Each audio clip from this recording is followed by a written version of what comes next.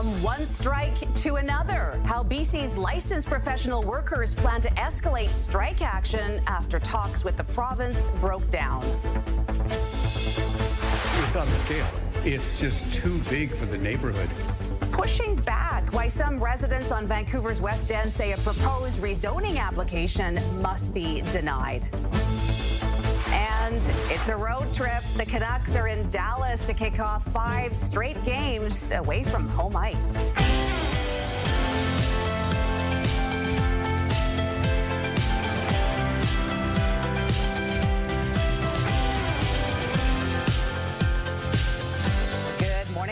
It's Thursday, October 16th. Welcome to Your Morning Vancouver. I'm Carrie Adams. Almost all of British Columbia's licensed professional workers are set to walk off the job today. The major escalation comes as talks between the union and the province broke down, and now thousands of public service employees could be impacted. CTV's Reagan Hasegawa is live outside the Service BC Centre in Surrey this morning. Good morning, Reagan. So what does this escalation mean for people across the province? Good morning, Carrie. The Professional Employees Association, which represents about 1,600 licensed professionals across the province, says it had no choice but to go on strike after the province refused to increase its wage offer. Now, talks between the province and the union broke down after the government stuck to a general wage increase of 3.5% over 2 years. The PEA represents engineers, foresters, geoscientists, and psychologists, some of whom have already been picketing alongside the BCGEU, now entering its 7th week of strike action. It marks the longest job action in the union's 51-year history. A press conference is set for later this morning in Victoria with union leaders from the PEA, the BCGEU, and the BC Federation of Labour to lay out their next steps and a call for a fair deal. So, Reagan, you mentioned who's going to be picketing: engineers, foresters, geoscientists, and psychologists. With this kind of escalation, what kind of impact are British Columbians likely to feel? We're already seeing some of those impacts, actually, Carrie. Some people are reporting delays or disruptions to their social assistance and disability payments, and that's because the opposition says right now that payments and processing for those services are currently being impacted. We know that essential services are expected to stay working, but as this strike action ramps up, even more ministries and services that everyday British Columbians rely on could be impacted in the future. Carrie? Okay, Reagan Hasegawa joining us this morning. Thanks, Reg. Well, some residents in Vancouver's West End are concerned about a proposed rezoning application. They say it will drastically alter the neighborhood's character and increase congestion. The rezoning application is slated for 2030 Barclay Street. According to the City of Vancouver's website, it would allow for a 27-story hotel with 270 units. This man says he's been rallying for months to have the rezoning scrapped, as his goal is keeping the character of the community. We're trying to convince the city not to approve the rezoning because of the effect it'll have not only on the immediate neighborhood, but on all of the West End and perhaps all of the city. Too big, it just doesn't fit. For all kinds of reasons: traffic and parking and congestion and safety. We reached out to both the City of Vancouver and the developer, Marcon, but they did not respond for comment.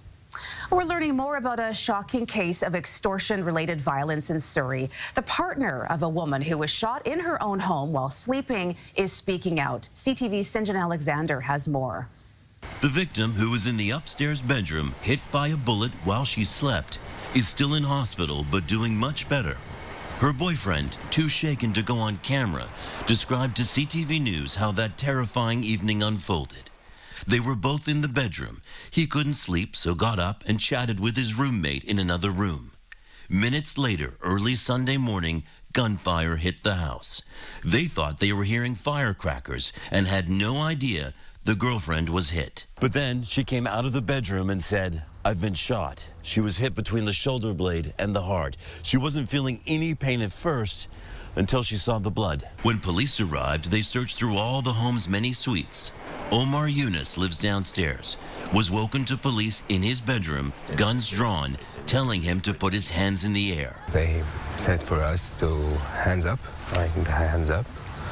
And after that, they said to us how you didn't hear the bullet. He admits he's a sound sleeper and didn't hear a thing. So right there, Yeah, right there, on this side. on this side. His bedroom directly under the victims. The police told me that you're lucky. Police believe, like we've seen time and time again in Surrey, this is another attempt at extortion, and yet they don't think anyone inside was the intended target. And so our investigators are continuing to collect evidence and look into some more of the details around the circumstances of why this house was the victim of a shooting. The 26-year-old who was shot is on the mend, walking and talking, and as soon as she's well enough, the couple intends to move far away. St. John Alexander, CTV News, Surrey. Well, it's back to normal at YVR this morning after a natural gas leak caused parts of the domestic terminal to be evacuated yesterday afternoon.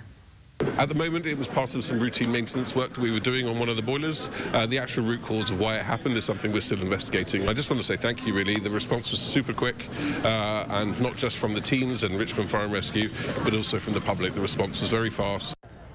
The leak since has been contained and the terminal deemed safe. It's been 2 months since a strike by Air Canada flight attendants ended. However, there are still plenty of customers waiting on refunds. They just try to go around it to give the clients a hard time, and hopefully many will tumble from that big group of people. This woman from Montreal paid $16,000 out of pocket while she was delayed in Dublin. She says that covered things like booking new tickets with another airline and hotel and meal costs. Air Canada has told her she'll get a little under $12,000 back, but that money hasn't arrived yet. The airline says more than 500,000 customers were affected by the flight attendant strike. It expects to have most claims resolved by the end of the month. Well, could Greyhound be making a comeback? The bus service that once ran throughout Canada is looking to make a comeback. According to Castanet, Vernon Council has agreed to support a request from German-owned Flixbus to launch an inner-city bus service in BC using its Greyhound subsidiary. Greyhound left Western Canada in 2018 and Canada entirely in 2021. Flix bought out Greyhound later that year and has been slowly moving the service back into Canada. It would offer 84 trips weekly with routes including Vancouver to Calgary, Vancouver to Kelowna, and Vancouver to Kamloops. Well, the Vancouver Canucks are looking to bounce back tonight as they kick off a road trip against the Stars in Dallas. Joining the rush, Texier to Walker, and he scores! After getting off to a hot start in their first game, the Canucks have dropped the last two and have been outscored 8-2 in the process. Tonight's match is the first of 5 straight on the road for Vancouver. Puck drop is at 5 p.m. All right, let's hope the road is good to the Vancouver Canucks. Good morning, Stephanie. Good morning. Yeah, well, maybe they'll do what the Jays did last night. So yes, never know. Here we go. Go Canucks, go. Good morning. It's almost the weekend. It's Thursday. CTV Weather is brought to you by the BC Lions Wild Wild West game this Friday at 7:30. Celebrate country culture in true Western styles. The Lions take on the Elks. Tickets are at bclions.com. So we are seeing some rain push in on the south coast. As you can see, northern sections, Tofino, Port Hardy, already seeing that rain. We'll be seeing increasing cloud for us. We've got bands of rain. North coast, central interior, as well as the BC Peace. Those are going to be the spots today where we're going to be seeing some wet weather. It's clear right now. Winds are calm. 5 degrees out there. It is definitely chilly out there, especially before the sun comes up. We broke a few new record lows yesterday in Merritt and Nakusp. So we've been seeing these cooler temperatures. It is going to warm up a little bit through the overnight in the next several days, but there's the wet weather. We're still holding on to sunshine for the southern half of the province, southern interior especially. Could catch a few showers around Kamloops as well as through the Columbia-Kootenay region. But it's sunshine. We're going to start to see those clouds push in. Winds pick up out of the southeast. Sunset at 6:20. It'll be later tonight that we are expecting a few showers. We do have a bit of a weather maker moving in. I'll show you how much rain is coming our way, coming up with a 5-day. Over to you. All right. Thanks for that, Stephanie. While we seem to be capturing on camera more whale encounters in BC waters, one species is struggling to survive. In Asia affects animals here. We'll also look if exciting whale sightings along our coast are a signal that something is changing. We'll have that just ahead. It's gone way bigger than I ever expected it would be, and now we're here at 143 museums. We're going to meet the woman dedicated to bringing attention to some of the more lesser-known museums. Stick around. You're watching Your Morning Vancouver.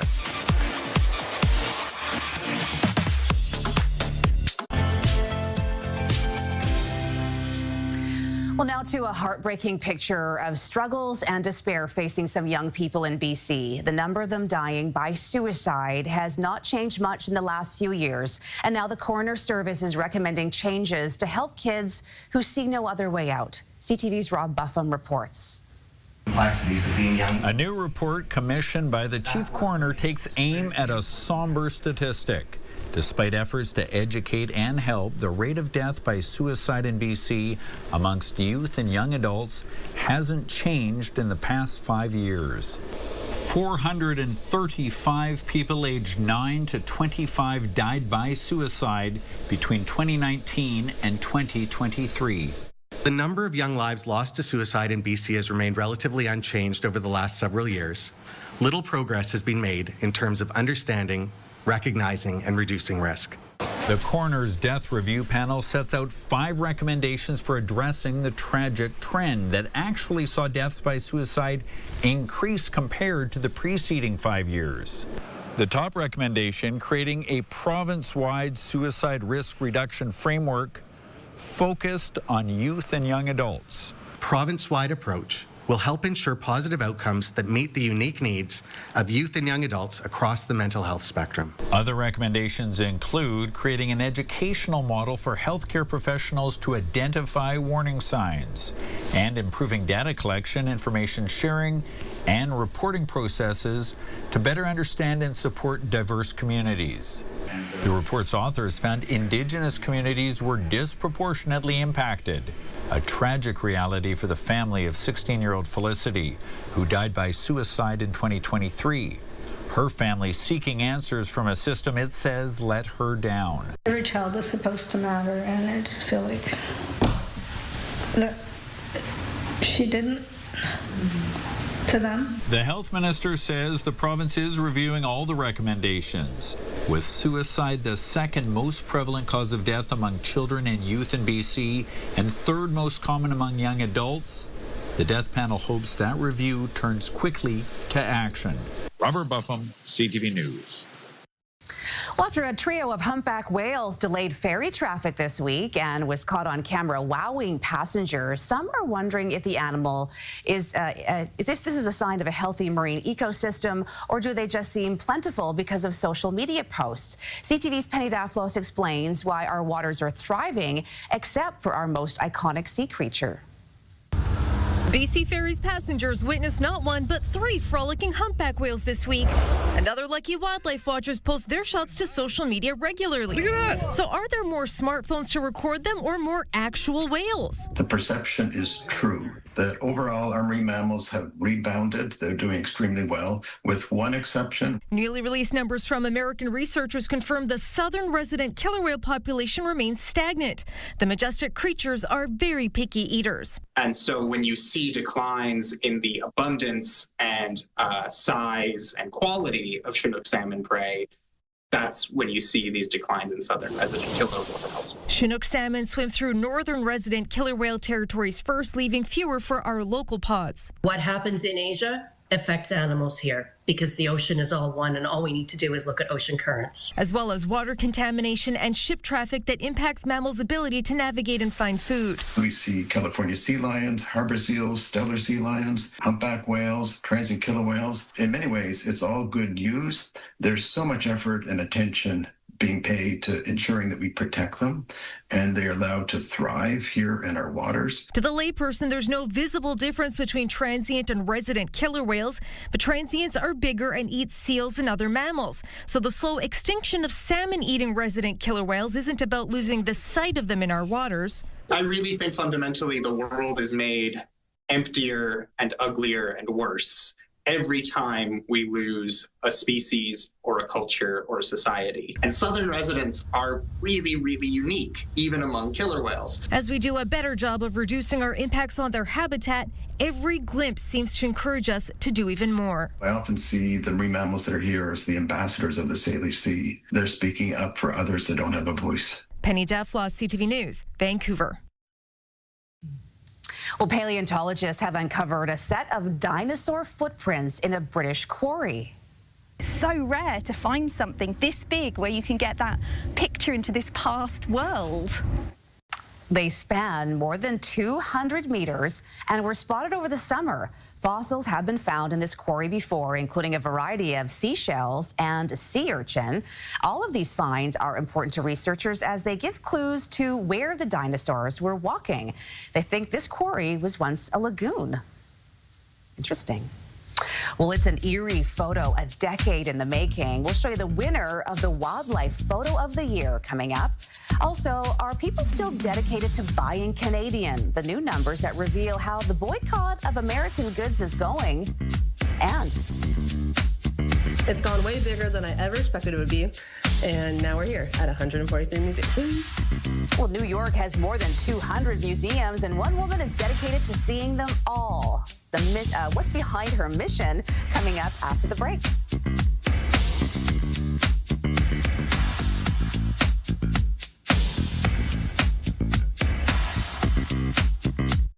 Your morning just got a whole lot richer. We're giving away a staggering $20,000. Imagine what you could do with an extra 20 grand.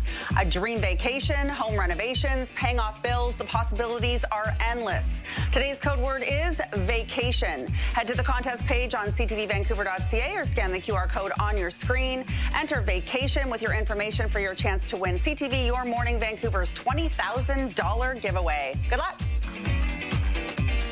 Well, the Toronto Zoo has a league of their own.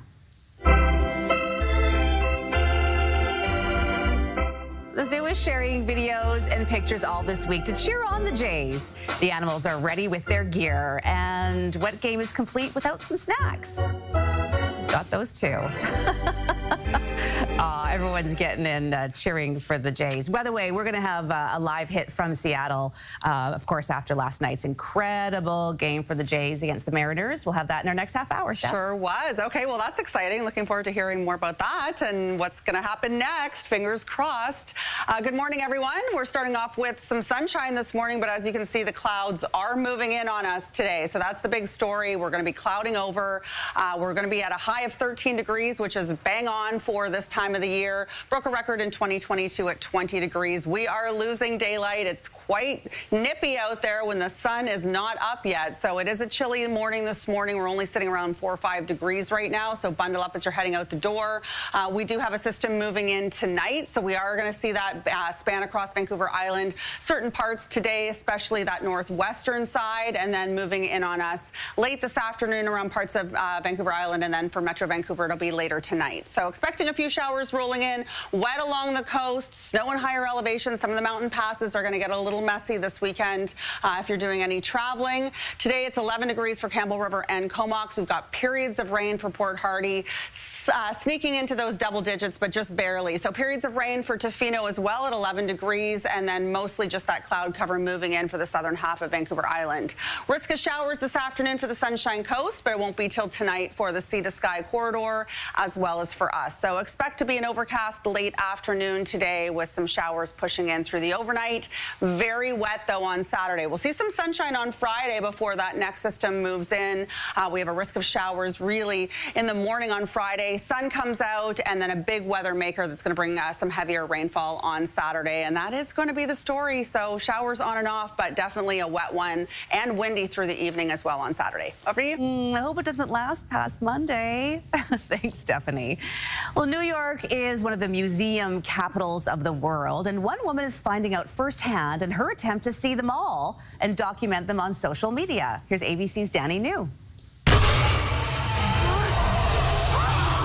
Sure, we may know about New York's legendary Museum of Natural History as seen in Night at the Museum. I'm at the Brooklyn Seltzer Museum in East New York. But did you know the city also has, for example, a museum for seltzer? There's more than just like the MoMA and the Met and the Guggenheim, all the big ones that we take our friends to when they visit New York. For the past 4 years, Jane August here has been on a mission to visit the estimated 200 museums you can find tucked into the Big Apple's 5 boroughs. It's gone way bigger than I ever expected it would be, and now we're here at 143 museums. It began as a pet project when she was furloughed in the pandemic, and now, more than 1 million likes later, Jane has kind of become social media's NYC Museum ambassador. They have toys from the 70s, 80s, and beyond. She's taken folks to lesser-known gems like the Museum of Nostalgia in Queens. Today I'm at the Red Hook Pinball Museum. And a newly opened pinball museum in Brooklyn. It's these two guys who have a passion for restoring vintage pinball machines, and at the point where they want people to see them all. She's also explored museums on the history of tattoos, lighthouses, Broadway, and even the one inside of the Statue of Liberty. However, when Jane went, she did not accidentally wear the same shade of green. It's the only place in the city where you can publicly see human bones. In fact, since we're now officially in spooky season, I must tell you that Jane has even visited a place called the Bone Museum. It has the country's largest display of human spines. Do they sell bones at the gift shop? I don't know. They recently opened a whole gift shop since I've gone. I'm at the South Street Seaport Museum. But 4 years and almost 150 museums in, Jane says now new museums are reaching out to ask her to come visit when they open. So technically, Jane may now need to visit over 200. Not that I hear her complaining. At this point, all the museums in New York City are my children. Okay. She's the ambassador. She knows. There's a lot of different museums there, but we have some cool ones here. I mean, we're talking about the police museum, which I've never been to. It's supposed to be quite spooky. I have been there. It is spooky. Yeah. The Maritime Museum. There's the Miniature Museum in Victoria, and that one's so. Have you not been there? It's so fun. Oh, highly recommend that. It's really, really cool. Oh. Everything's miniature. There you go. Yeah. Got some ideas going. Yeah, there's some ideas. Get inspired. Well, the Blue Jays are coming back, baby. This one's going a long way. Gone! How the Jays' bats came to life in a clash against the Mariners in Game 3 of the ALCS. We'll take you live to Seattle for more on the mood there. Also, Ottawa is threatening legal action against an Ontario automaker. The advice Premier Ford has for Carney ahead of their meeting today. And good morning. Nearly all licensed professionals across the province are set to walk off the job today as strike action from the public sector ramps up. Which services could be disrupted? Coming up on Your Morning Vancouver.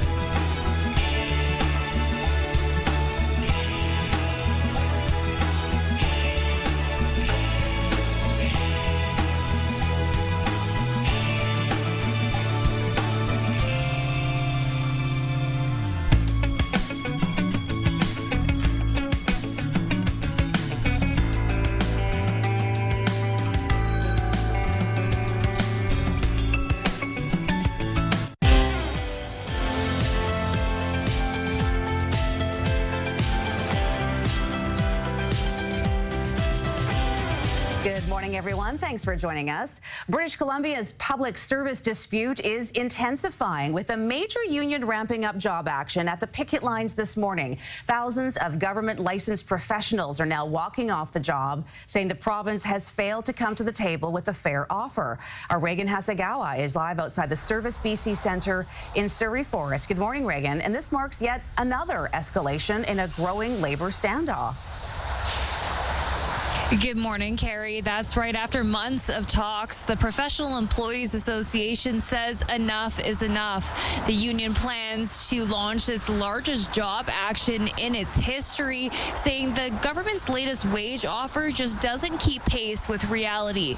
The PEA represents engineers, foresters, psychologists, and other specialists. Negotiations broke down this week after the province refused to move beyond a 3.5% increase over 2 years. The union says its members are the experts who keep BC's systems running, from water and resource stewardship to child and youth services, and they deserve to be valued accordingly. Today's escalation comes alongside the BC GEU strike, now in its 7th week. A joint news conference in Victoria is set for later this morning with union leaders and the BC Federation of Labour. Reagan, we have been seeing these strikes building for weeks now. What are the biggest concerns right now for the public? Well, we're already hearing about delays and disruptions to applications for social assistance and disability, and the opposition argues those services are getting caught in the crossfire of this dispute with the province. We know that essential services will continue to keep running, but as more professionals walk off the job, more specialized services and ministries are expected to be impacted in the coming days. Carrie? Okay, Reagan Hasegawa joining us this morning from Surrey. Thanks, Reagan. Well, trade and tariffs are expected to be the hot topic when the Prime Minister meets with Ontario's Premier today. The get-together is coming after automaker Stellantis announced it's shifting production of the Jeep Compass from Brampton, Ontario to Illinois. The federal government says it's considering taking legal action against the company. A letter from Industry Minister Melanie Joly to the head of Stellantis identifies, quote, legally binding commitments the car company made in the past as part of a deal with Canada and Ontario. Ontario Premier Doug Ford believes the move is a result of all the trade uncertainty from U.S. President Donald Trump's trade war. Ford has this advice for Mark Carney. If you can't get a deal, let's start hitting him back. Let's start hitting the U.S. back hard. I am sick and tired of sitting and rolling over. We need to fight back. While Ford and Carney will meet later today, the minister responsible for trade with the U.S., Dominic LeBlanc, is back in Washington. He's working with Canadian negotiators to continue talks with American officials on trade. We're getting a closer look at how Canadians are feeling when it comes to buying American products. And for many in Quebec, boycotting the products is still popular. New numbers from Quebec's Retail Council says about 85% of people in that province are not buying American, with 87% favoring local products. But that's not the case when it comes to online shopping platforms like Temu and Shein, which are both based in China. 26% of Quebec consumers purchased something from those sites in the last 6 months, and that number has been rising since the beginning of the year. Well, Vancouver pickleball players are rallying for more courts in the city. The local Pickleball Association says it has submitted a petition to the city urging them to take action to improve and expand facilities. According to the group, they've gathered nearly 1,500 signatures. They say the petition highlights a growing demand for more accessible, quality play spaces for one of the fastest growing sports in Canada. Well, a South African photographer earned top honors in his field after capturing an eerie photo of an animal so rare it took him 10 years to snap a pic of one. So take a look at this haunting image of a brown hyena standing in front of an abandoned building in a former diamond mining town in Namibia. The prize-winning pic beat out more than 60,000 entries to claim the 2025 Wildlife Photographer of the Year award. Other amazing photos featured include this longhorn beetle in central Italy posing in front of an abandoned logging machinery. And we have a picture of an orphan giant anteater trailing its caregiver at a rehab center. Wow, stunning and haunting images as well, especially the one of the brown hyena. There it is right there. Definitely an eerie photo, but wow, what a capture. And I don't know what it is about anteaters. I just find them so fascinating. Is it the long nose? And the fact that they like inhale ants? I mean, I don't know. There's just something about an anteater. I don't know. Moving right along. Good morning, everyone. CTV Weather is brought to you by the BC Lions Wild Wild West game this Friday at 7:30. Celebrate country culture in true Western style as the Lions take on the Elks. Tickets at bclions.com. It was so fun having the Lions in yesterday, helping me with weather. If you didn't catch that, that was an exciting time. Here we are. We've got some clouds moving in on us. We do have some showers in the forecast, some wet weather coming our way. But today it's going to be mostly those clouds taking over for the sunshine. -5 in Cranbrook right now, 1 in Williams Lake, -1 in Prince George. It's been a chilly one. We actually have some new record lows. Merritt and Nakusp. Actually, Merritt was a tie from back in 1992. So it has been chilly through the past several days. This takes us into late tonight. So it's just going to be some showers through the overnight. We'll see some sunshine again tomorrow, but then another big weather maker moves in, and that's going to be Saturday. So expect a very soggy Saturday. It is soggy for the northern half of the province, pretty much all up the coast, inland as well, up around the BC piece. And for your day ahead, we're looking at the sunshine and the winds picking up out of the southeast, and then those showers moving in late tonight. 5-day coming up. Back to you. All right. Thanks, Stephanie. It is 6:36. How can we best protect children from cyber threats online? Still to come, the risks kids are facing and how new technology is used to trick them. We'll have that a bit later. But first, deflection back. Schneiderud. He scores! Slow start to the season for the Vancouver Canucks. How is the team looking to fire up the offense as they head out on a 5-game road trip? Your Ringside Report's coming up.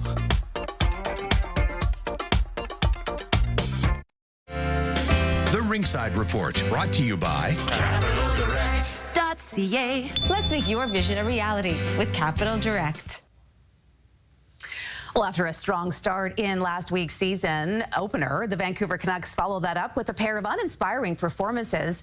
Well, now they're looking to find their footing on the road as they prepare to play 5 games in 8 days on the road. Here's CTV's Ben Nesbitt with this week's Ringside Report.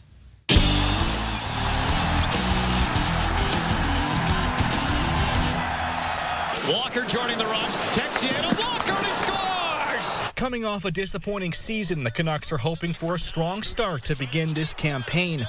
But after getting outscored 8-2 in their last 2 games, the stakes have been raised for their upcoming road trip. You certainly can't win a playoff spot over these next 5 games, but you can see one slip away if you have a very poor road trip.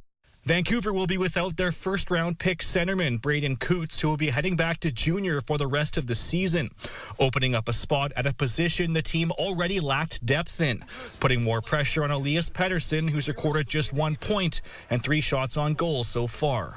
If he continues to be quiet, I think you get closer and closer to a day where Jim Rutherford and Patrick Allvin have to make a trade for a center iceman and have to grossly overpay to get that center iceman. I want 3 shots a game or even more, but maybe that's a reflection that we got to create a little more. I got to be better. One of the bright spots for the Canucks has been the play of goalie Thatcher Demko, who's looked more like the guy who almost won the Vezina Trophy 2 years ago after battling injuries last year. His performance in those first couple of games, particularly the game in Edmonton, where he was all world and gave them a chance to win the game in the 3rd period when really they had no business being in that hockey game. The Canucks will be in Dallas Thursday night to face the Stars before heading to Chicago to take on the Blackhawks on Friday. Ben Nesbitt, CTV News, Vancouver. The Ringside Report, brought to you by Capital Direct. CapitalDirect.ca. Discover Surrey with a chance to choose from a collection of Surrey signature experiences for you and 3 friends. Choose 4 of 8 locally led and thoughtfully designed adventures and explore, taste, and connect with one of Canada's most diverse cities. Enter online at ctvvancouver.ca or scan the QR code on your screen for a chance to win. Good luck. We'll talk about a statement game from the Toronto Blue Jays. In a crucial Game 3 on the road, they blasted the Seattle Mariners by a final score of 13-4. Now they'll try to do it again in Game 4 tonight. Let's bring in CTV's Melissa Dugan now. She's standing by in Seattle ahead of the big game tonight. Good morning, Melissa. I'm curious to know what the mood is like there this morning after 13-4. Wow, what a win for the Jays. Their bats really woke up. Tell us about the night. Oh, just an incredible night. I mean, just a stunning show from the Blue Jays. If you didn't recognize them in the first 2 games of those series, that's how the Mariners win. Well, last night they looked very familiar. Their bats heating up. 5 home runs. Was that enough for you? Bringing us to that final score of 13-4. Things looked a little rocky off the start, though. First inning, we saw the Mariners get that 2-run homer. Jays fans are probably thinking, oh no, I am nervous. It is Game 3. We need this win. Well, by the 3rd inning, they could relax. That's when they got 5 runs in, and they only added them up from there. In the 6th inning, that is when we saw Alejandro Kirk get that 3-run homer, and that is when a lot of Mariners fans that were filling up this place here at T-Mobile Park stood up from their seats, found the exits, and left. I think by the end of the game, this place mostly just Jays fans that remained. Yeah, Melissa, I'm curious to know, were there a lot of Jays fans there? Because a lot of people were uncertain if people would head south of the border for that game. And then, do we think we'll see another offensive explosion tonight in Game 4? Well, ideally, yeah, that'd be really great. Listen, we did see a lot of Jays fans here, including a ton from Vancouver. Chatted with so many of them who decided, yeah, let's make that drive. Let's get those tickets. And let's get out there and show the Jays the support that we've shown them all season. The Jays have had a winning record in the regular season here in Seattle. They continued that here last night, which is so impressive. We're expecting another strong showing from Jays fans here again this evening. Maybe even some people who decided at the last minute, hey, since they won last night, let's just do it. Let's Let's buy a last-minute ticket, secondhand market, and make that drive to cheer on the Blue Jays. As for what we can also expect tonight, it's going to be Max Scherzer, who was on the mound for the Jays, the 41-year-old, longtime pitcher. Sure, he's had a couple of shaky performances, but it's going to be really interesting to see just how he comes out in this game this evening and how the Jays manager, John Schneider, might be making decisions, how long they're going to keep him in this game, if he needs any assistance, that sort of thing. So that is definitely something to watch. And those power plays from the Jays, we need to see those bats still working again here this evening. That's the only way to fight off these Mariners. They put up a really tough battle. CTV's Melissa Duggan from Seattle this morning. Thanks, Melissa. Enjoy Game 4 tonight. Thank you. All right, 6:45. Hackers briefly took over information display boards and the PA system at several North American airports, including 2 here in BC. The cyber intruders used the hack to spread pro-Hamas messaging. CTV's Ben Milger has more on the security implications of the breaches.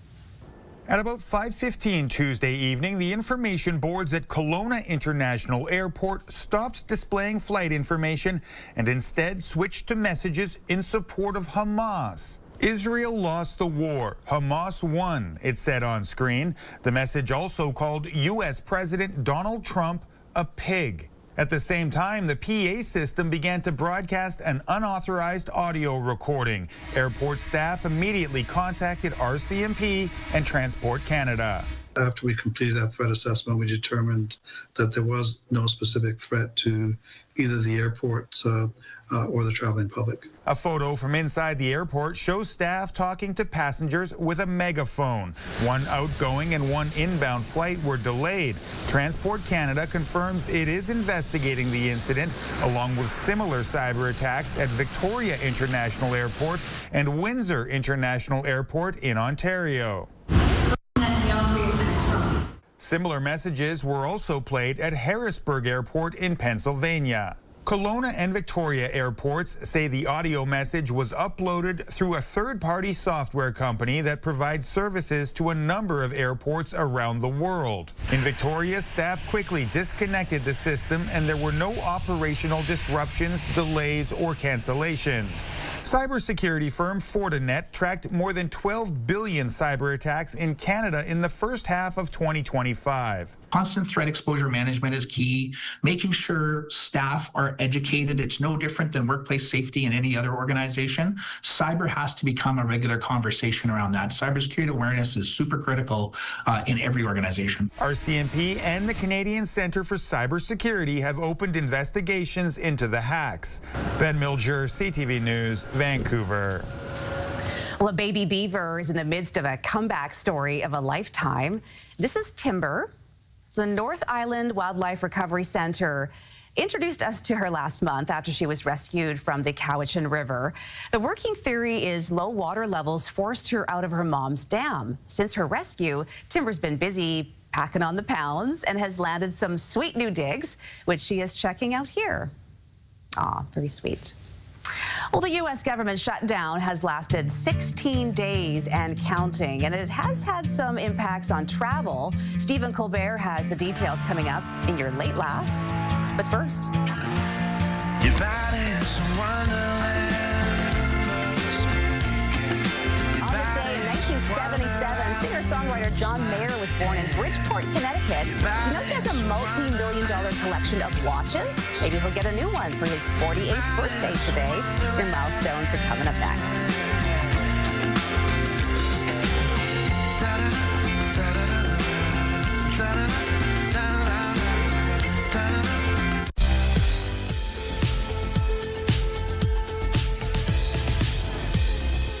Time now for your milestones. First up this morning, happy birthday to Tiffany Dirks. Have a wonderful day.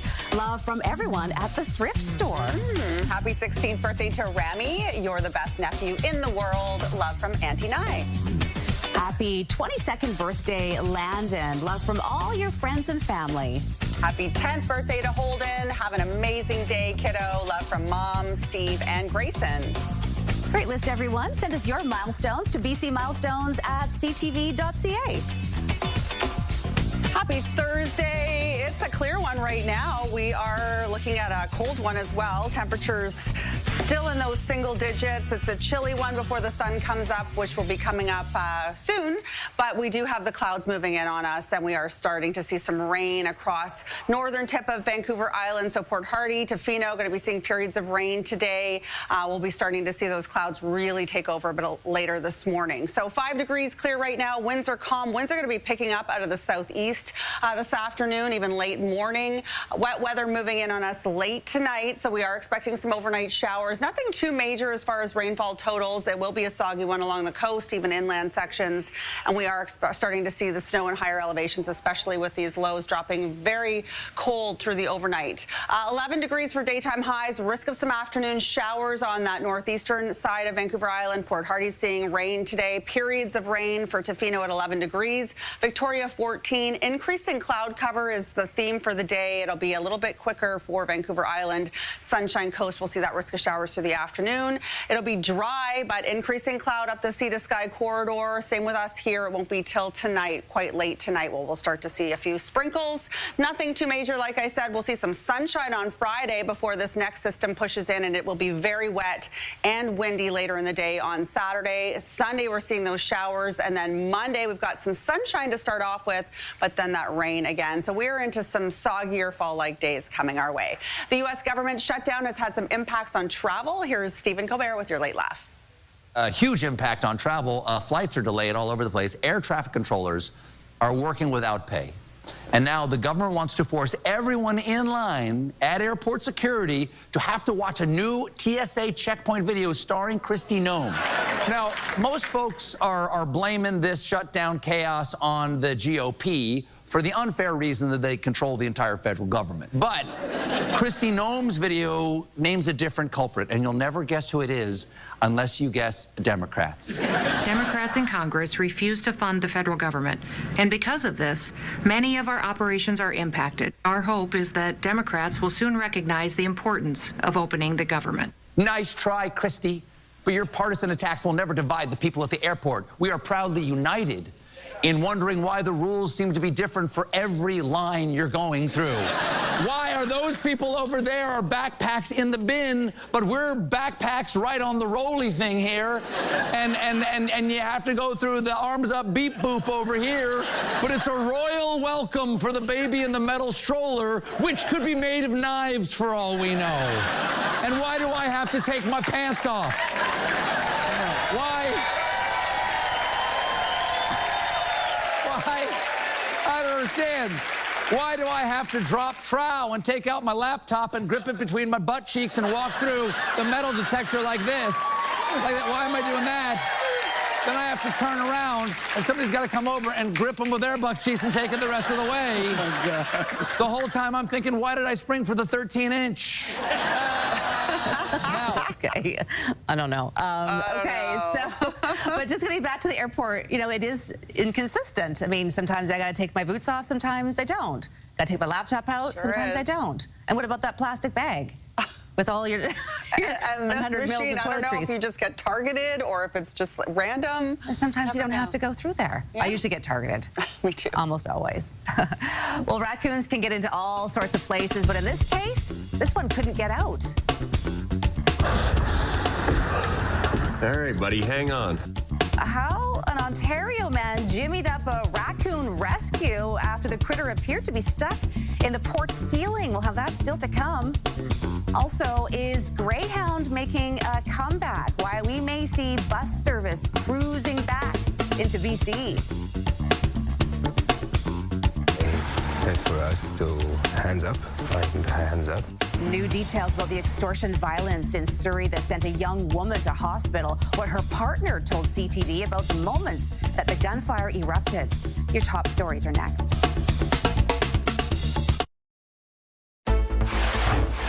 BC is dealing with more strike action. This time, it's employees like engineers, foresters, and psychologists walking off the job. We'll run down what you need to know. On the scale, it's just too big for the neighborhood. Pushing back why some residents on Vancouver's West End say a proposed rezoning application must be denied. And And could Greyhound be coming back to BC? How a once popular bus service could be resurrected.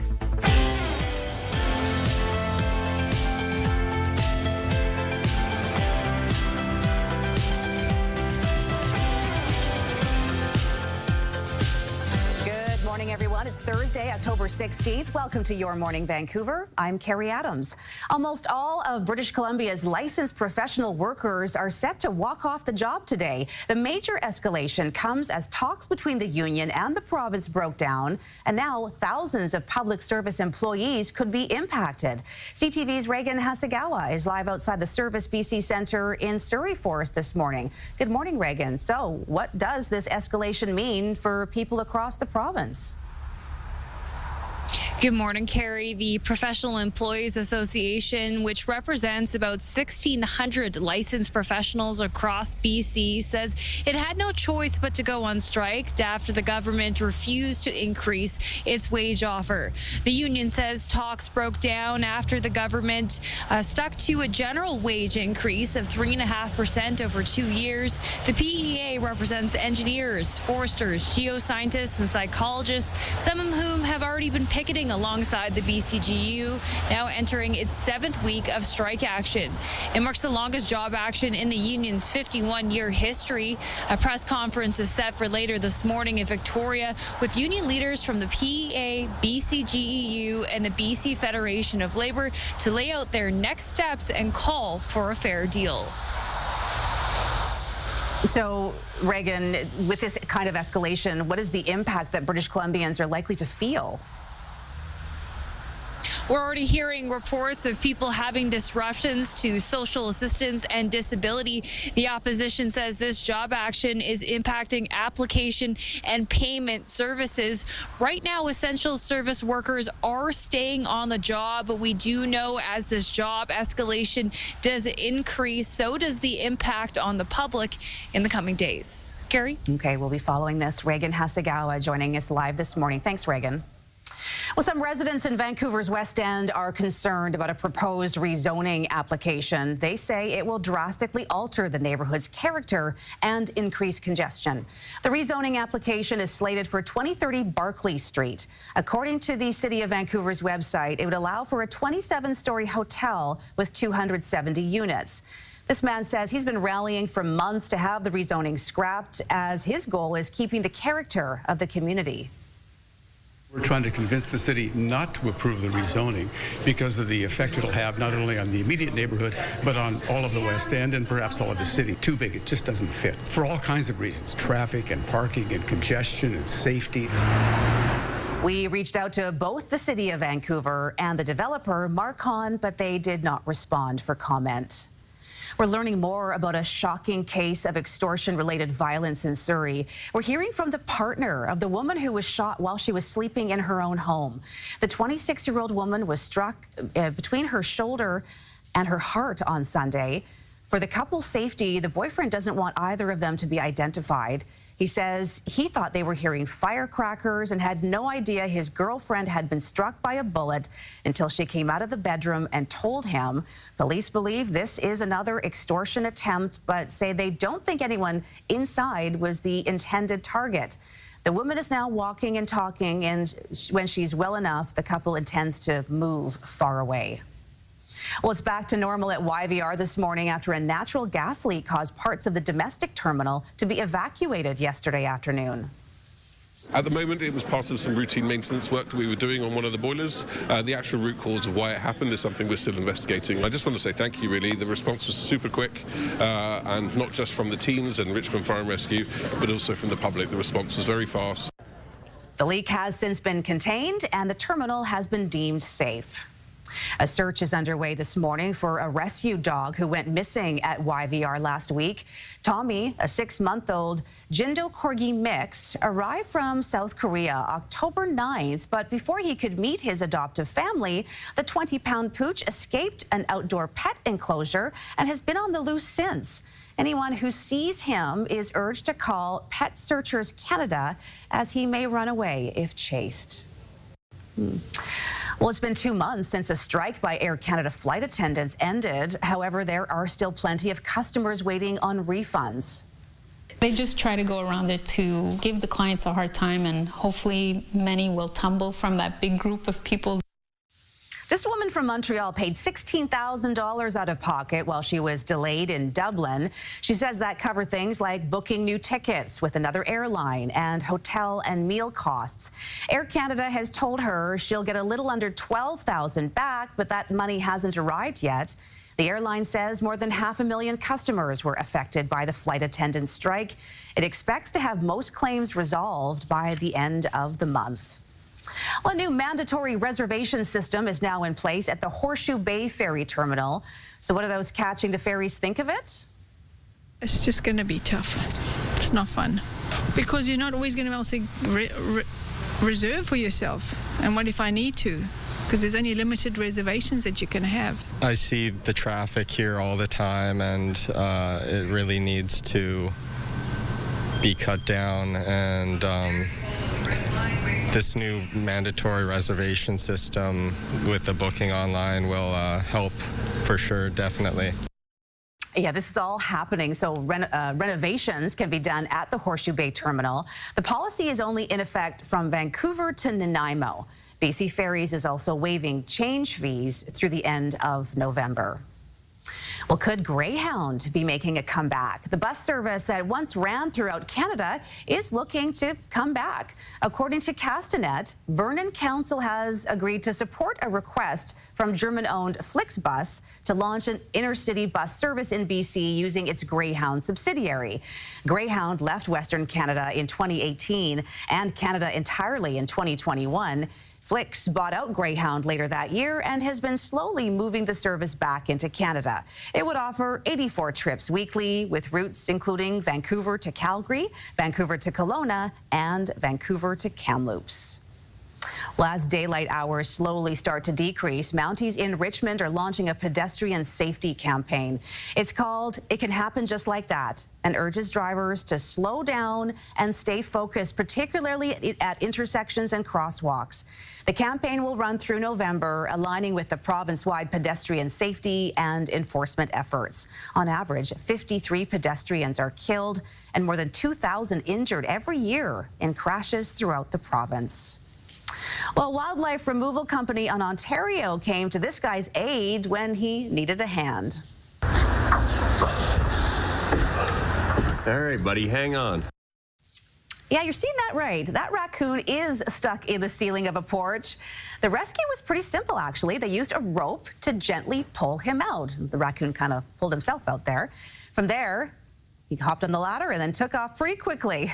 The video has been getting a lot of hits online, more than 12 million views on this.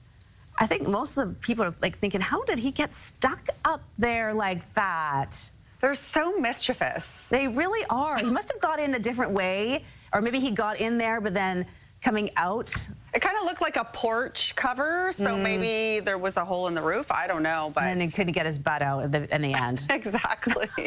Well, I'm glad they came up with the idea to get the raccoon to sort of pull on a rope and then get onto the ladder. They didn't have to get too close. We're blaming it on the raccoon's big butt. CTV Weather is brought to you by Chambers Plan, Canada's #1 plan for employee benefits. It's more than just health and dental. Learn more at chamberplan.ca. It's Thursday. It's almost the weekend. We've had some gorgeous weather this week. No complaining at all. We're still holding on to a little bit of sunshine this morning, but the clouds are moving in, so it will be overcast by later today, and the winds are picking up as well. There's that system. We're seeing some rain already. Northern tip of Vancouver Island, right around Port Hardy and Tofino. That's banding across the Caribou as well as into the Peace and along the coast. So other parts of the province, especially to the north, are going to be seeing quite a bit of rainfall. But for us, it's going to be dry for the southern interior. Chance of a few showers through the Kootenay region. -5 for Cranbrook right now, -3 for Kelowna. Above freezing for Caribou and Prince George, and we're sitting at 5 degrees. So it is very chilly out there as you're heading out the door. We have a couple new record lows here, Merritt and Nakusp. Merritt -8 yesterday. So we are still seeing some cooler overnight lows. There's the wet weather. There's that sunshine. We've got some showers moving in tonight for the southern half of the province. Sunset at 6:20. It's going to get windy. We'll see a little bit of change. We've got some showers tonight. 5-day is coming right up. Back to you. All right. Thanks, Stephanie. Let's take a look at the roads this morning. We have a view of the Patello Bridge to show you. Yeah, nice looking morning out there so far and no problems on that span. In Coquitlam, however, there is a crash on Lougheed Highway westbound near the Cape Horn interchange. The left lane appears to be blocked, so watch for crews and expect delays. Well, school is important, but it's not the only place that kids get an education. Foursquare, you're learning math. The important skills that kids learn through play and the push to improve access to everyone. We'll have that conversation still to come. But first, how can we best protect children from cyber threats online? The risks kids are facing and how new technology is being used to trick them. That's coming up next.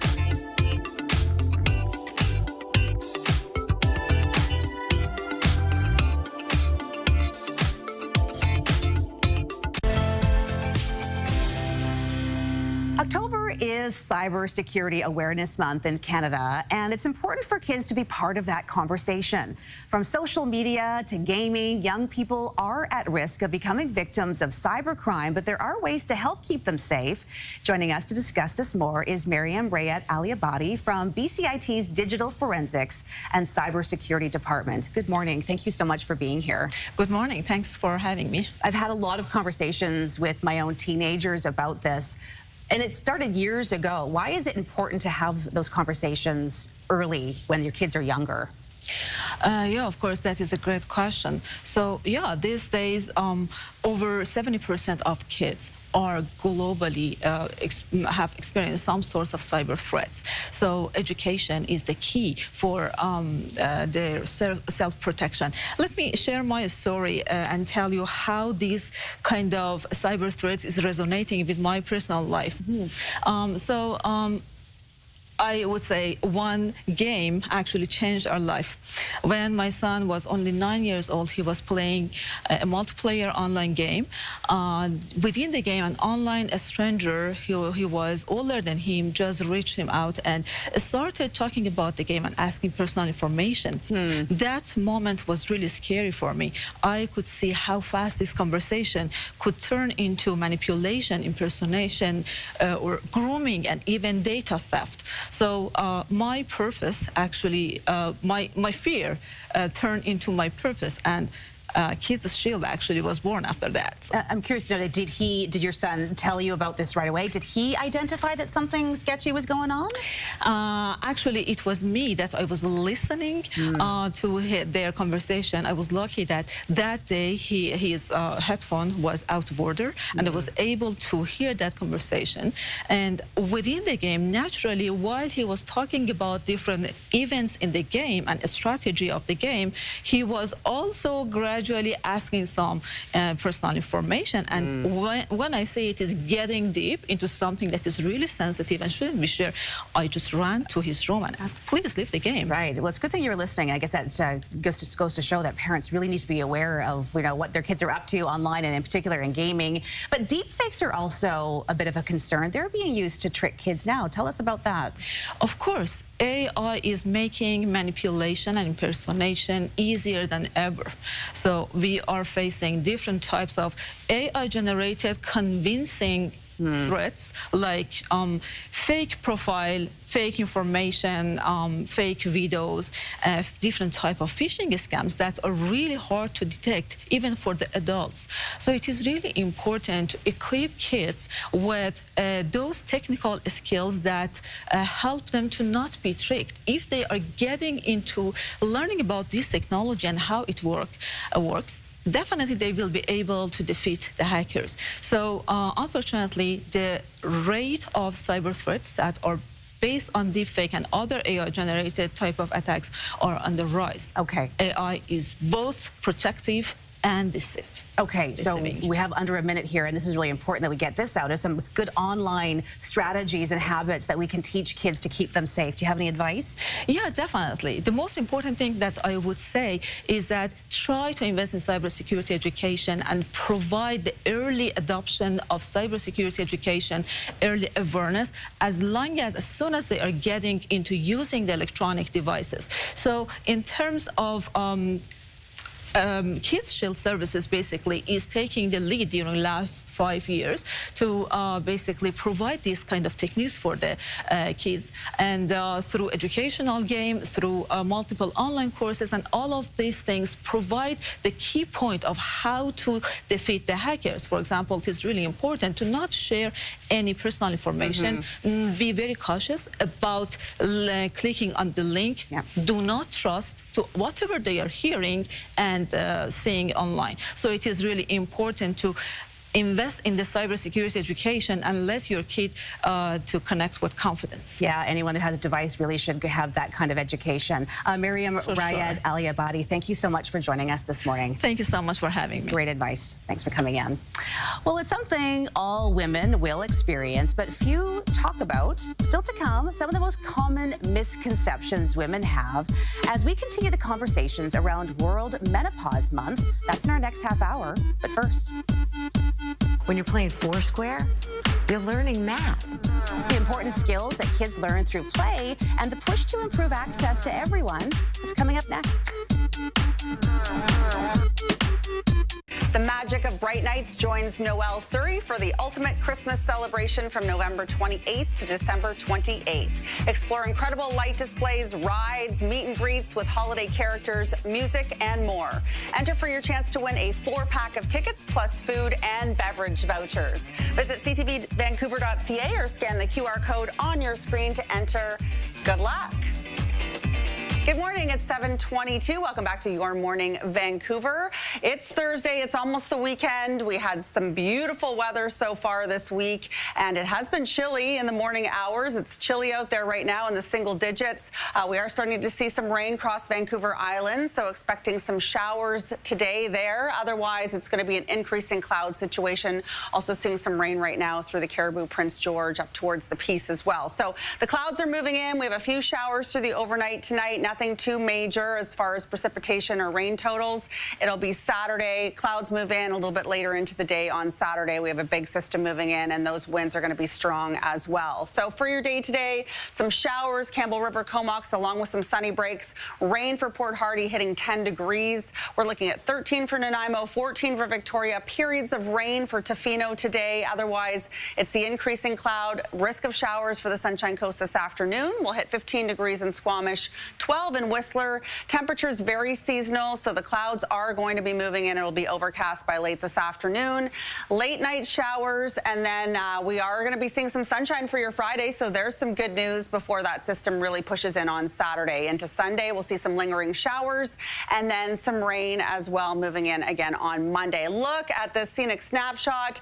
This is Mount Roar and Roar Lake right around Pemberton. Peter Frankenberger sent that in. If you'd like to send your photo, email scenicSnapshot@ctv.ca. What do you think, Carrie? Wow, Mount Roar. Beautiful, right? Absolutely stunning.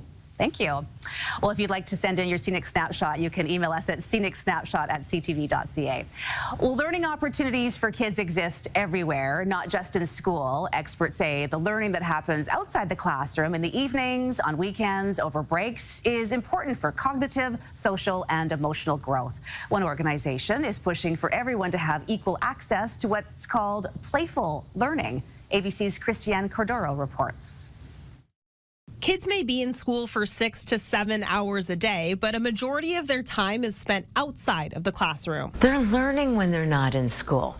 They're learning a lot of things, like how do I share the swing with Johnny, who got on the swing before I did, but I really, really want that swing. When you're playing Foursquare, you're learning math. It's called playful learning, a research-backed approach that combines the joy of play with goal-driven learning. Education experts say playful learning builds skills like collaboration, confidence, and communication. One of the things I think we've lost over time, especially with the influx of screens, and more screens, is that we don't talk to each other anymore. At the bus station, everyone's like this. On the bus, everyone's like this. No one's speaking. No wonder. We are the most anxious generation. Our brains are meant to be social, full stop. And we're robbing people of social interaction. Playgrounds and museums can be great for socializing and critical thinking, but not all kids have the same access to these types of places, which is why a new pilot program, Live and Learn, is bringing playful learning to affordable housing. And they're proving that you don't need to have a lot of money or square footage to create something really interactive. The idea is to integrate the playful learning into the design plan. We knew there were going to be 3 tables in the community room space. The community co-designed with our designers activity tables. The request from the community was one would have chess or checkers. Another activity table has prompts for storytelling where kids can pick a character, a setting, and a scenario. They should go to school. At the entry of this building, games were built into the architecture. Run the Road was a theme that came directly from the community. The community was very interested in teaching their children about navigating through the neighborhood and through the city. Christiane Cordero, ABC News. Okay, yeah, great idea. Almost forcing kids to be social and interact with each other and in their environment. I think the first step is awareness. We know this is not going in the direction that we need it to go. So, yeah, let's do what we can. These programs sound great. I find it interesting sometimes. I just walk out on the street, you know, if I'm going somewhere, and my phone's in my bag, and I try to leave it there because I want to be aware of my surroundings. And it's fascinating to see how many people are just walking and looking at their phone, and they're not looking at each other. It's sad. We don't talk to each other. Yeah. Let's all just try to be more social. Yeah. Chat away. Forced socialization. Hey, how about some school dances, right? Yes. Hey, are you still committed to buying Canadian? New numbers that reveal how the boycott of American goods is going. We'll have an update. Also, pickleball players are rallying for more courts in the city. The petition that highlights the growing demand for the country's fastest growing sport. And good morning. Nearly all licensed professionals across the province are set to walk off the job today as strike action from the public sector ramps up. Which services could be disrupted coming up on Your Morning Vancouver?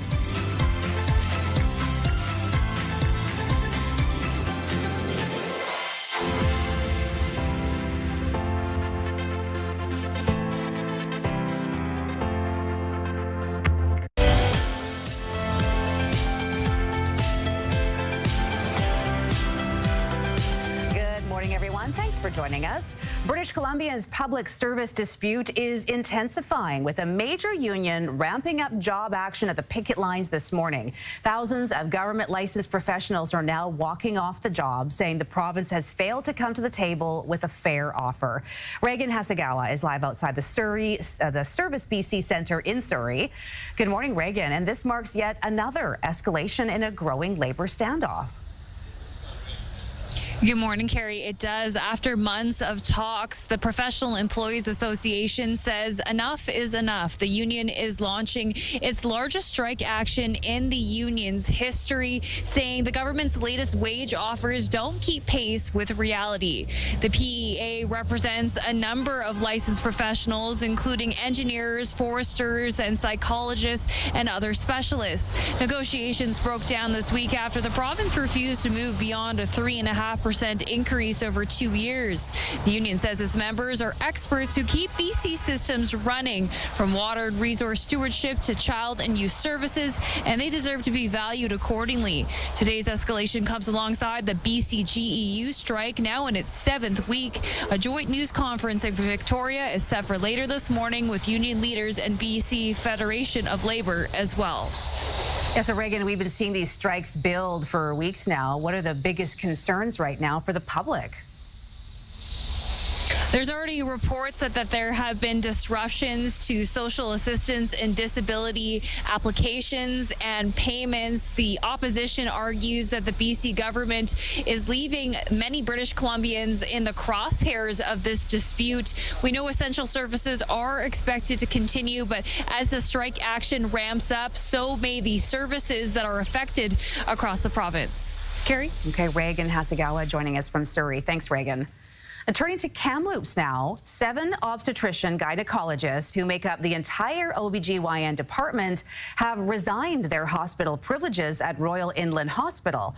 This comes from a letter sent to community healthcare providers. The doctors say safety issues have pushed them to the point that they are unable to continue with in-hospital care without support from Interior Health and the province. The Interior Health Authority says it is disappointed by the decision, but there will be no change to obstetric or gynecological services at the hospital.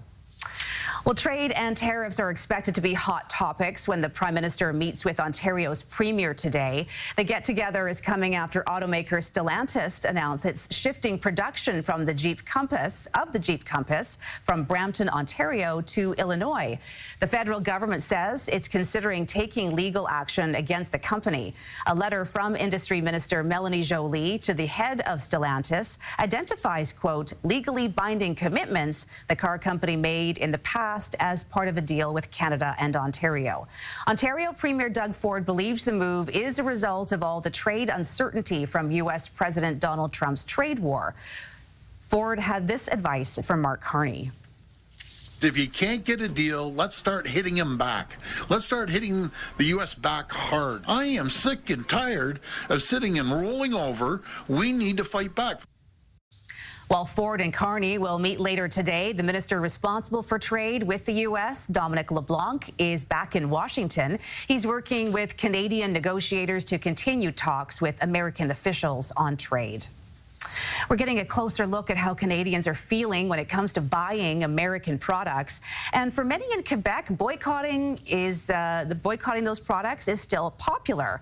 New numbers from Quebec's Retail Council says about 85% of people in that province are not buying American, with 87% favoring local products. That's not the case when it comes to online shopping platforms like Temu and Shein, which are both based in China. 26% of Quebec consumers purchased something from those sites in the last 6 months, and that number has been rising since the beginning of the year. Meanwhile, the Minister of Energy and Natural Resources was asked about the Canada-U.S. trade relationship, namely if the U.S. is still considered an ally amid the heated trade war. Our two countries have been allies for many, many, many years. We have had our differences of opinions at various points in times. We've had our trade frictions at various points in time. We are very hopeful that we can get through this difficult time. Tim Hodgson added that Canada still has the most free access to U.S. markets compared to all other countries. He says 85% of all goods crossing the border are tariff-free. He adds he hopes we can resume a normal trading relationship with the Americans. U.S. President Donald Trump has confirmed he authorized the CIA to conduct covert action inside Venezuela. I think Venezuela is feeling heat. Trump added the U.S. hasn't ruled out strikes on land after targeting boats allegedly involved in drug trafficking. The move marks a sharp escalation in the Trump administration's strategy to remove Venezuelan President Nicolas Maduro from power. Maduro took the airwaves last night, lashing out at the CIA's record in various conflicts around the world. Maduro's government called the U.S. intervention in Venezuela a violation of international law.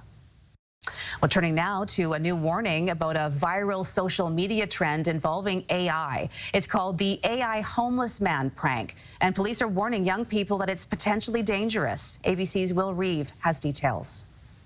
Imagine picking up your phone and you see an intruder at your door, in your living room, even in your bed. We do not know this man.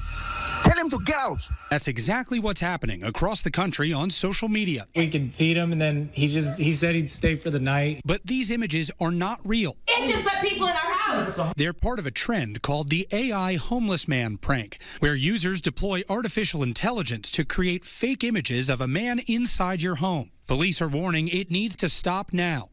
You're causing your friends or your family to panic, to think you're in danger. Number two, you're tying up a police public safety answering point, a 911 dispatch center. You're wasting the police resources. A Google search of homeless man prank turns up a website which gives instructions on how to create the image. In certain states like Massachusetts, broadcasting false information to public safety officials can be a punishable offense of up to 2.5 years in prison. So what should you do if you find yourself on the receiving end of one of these images? We will get to the bottom of the matter if it's a real crime or if it's a prank. If you're thinking this is funny or you're thinking this is something you may want to try, please think twice. An official explanation of what happened to the Titan submersible back in 23 has been released. The National Transportation Safety Board is blaming faulty engineering in the fatal implosion. The final report finds the vessel failed to meet necessary strength and durability requirements. It also found the wreckage of the Titan would have been found sooner if OceanGate followed standard guidance for emergency response. 5 people on board were killed when the submersible imploded in the North Atlantic on the way to the wreck of the Titanic. Overseas now, Israel has identified the remains of 2 more hostages. This as the country holds a state ceremony to commemorate the citizens killed in the October 7th massacre.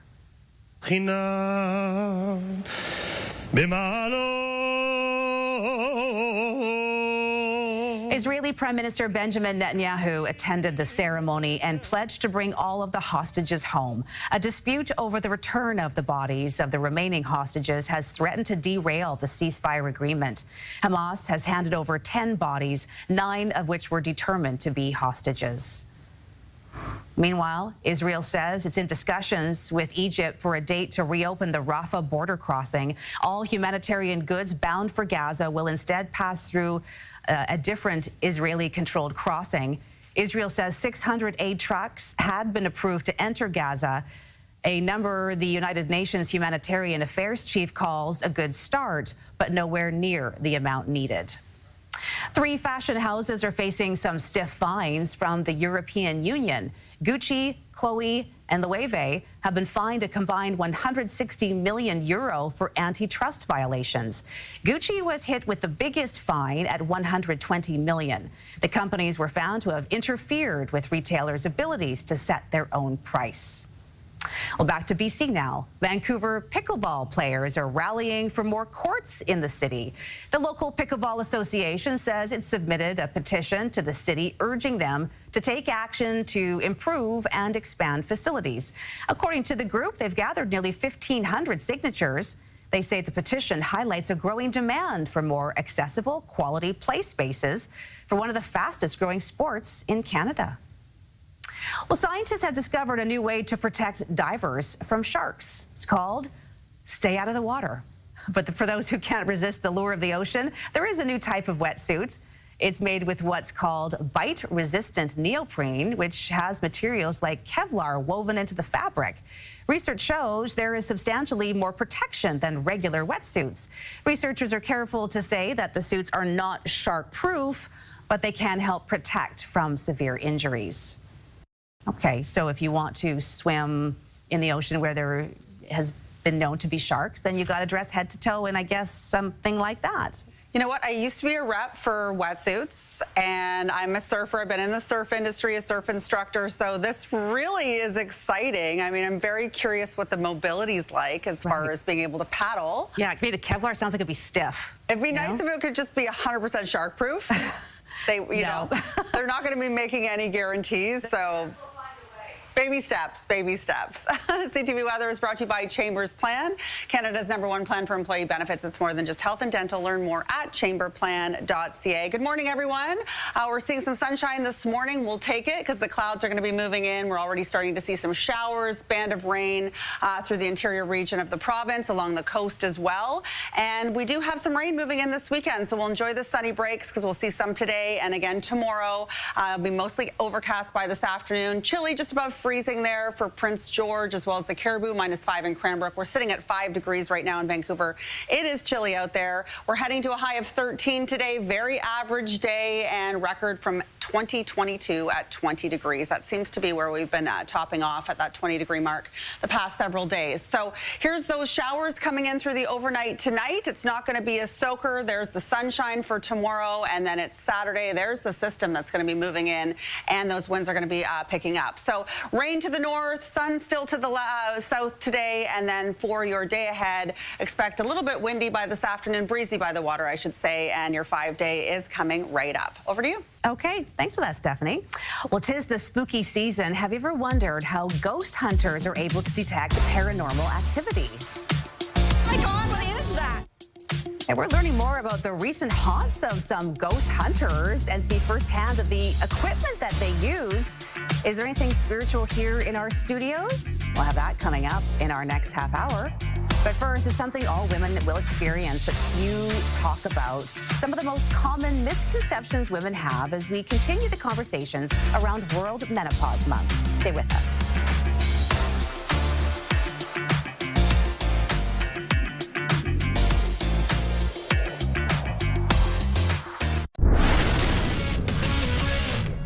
Hello there, Kara Wagland in the SportsCenter newsroom with your must-see moment from Wednesday. And for it, we are checking in on a little NBA preseason with the Grizzlies taking on the Hornets. LaMelo Ball puts it through the defender's legs, then lobs it to Brandon Miller. Nice little alley-oop. Ball goes right through Jock Landale's wickets in transition, and Miller gets some height and a very nice finish. Ball, 23 points, 8 assists in 28 minutes, but more importantly, he has got your must-see moment. And coming up tonight on TSN, Week 7 in the NFL kicks off with a little Thursday Night Football with the Steelers facing the Bengals. Coverage for that one gets underway at 7 p.m. Eastern, 4 Pacific. That's all for now from SportsCenter. Have a great day.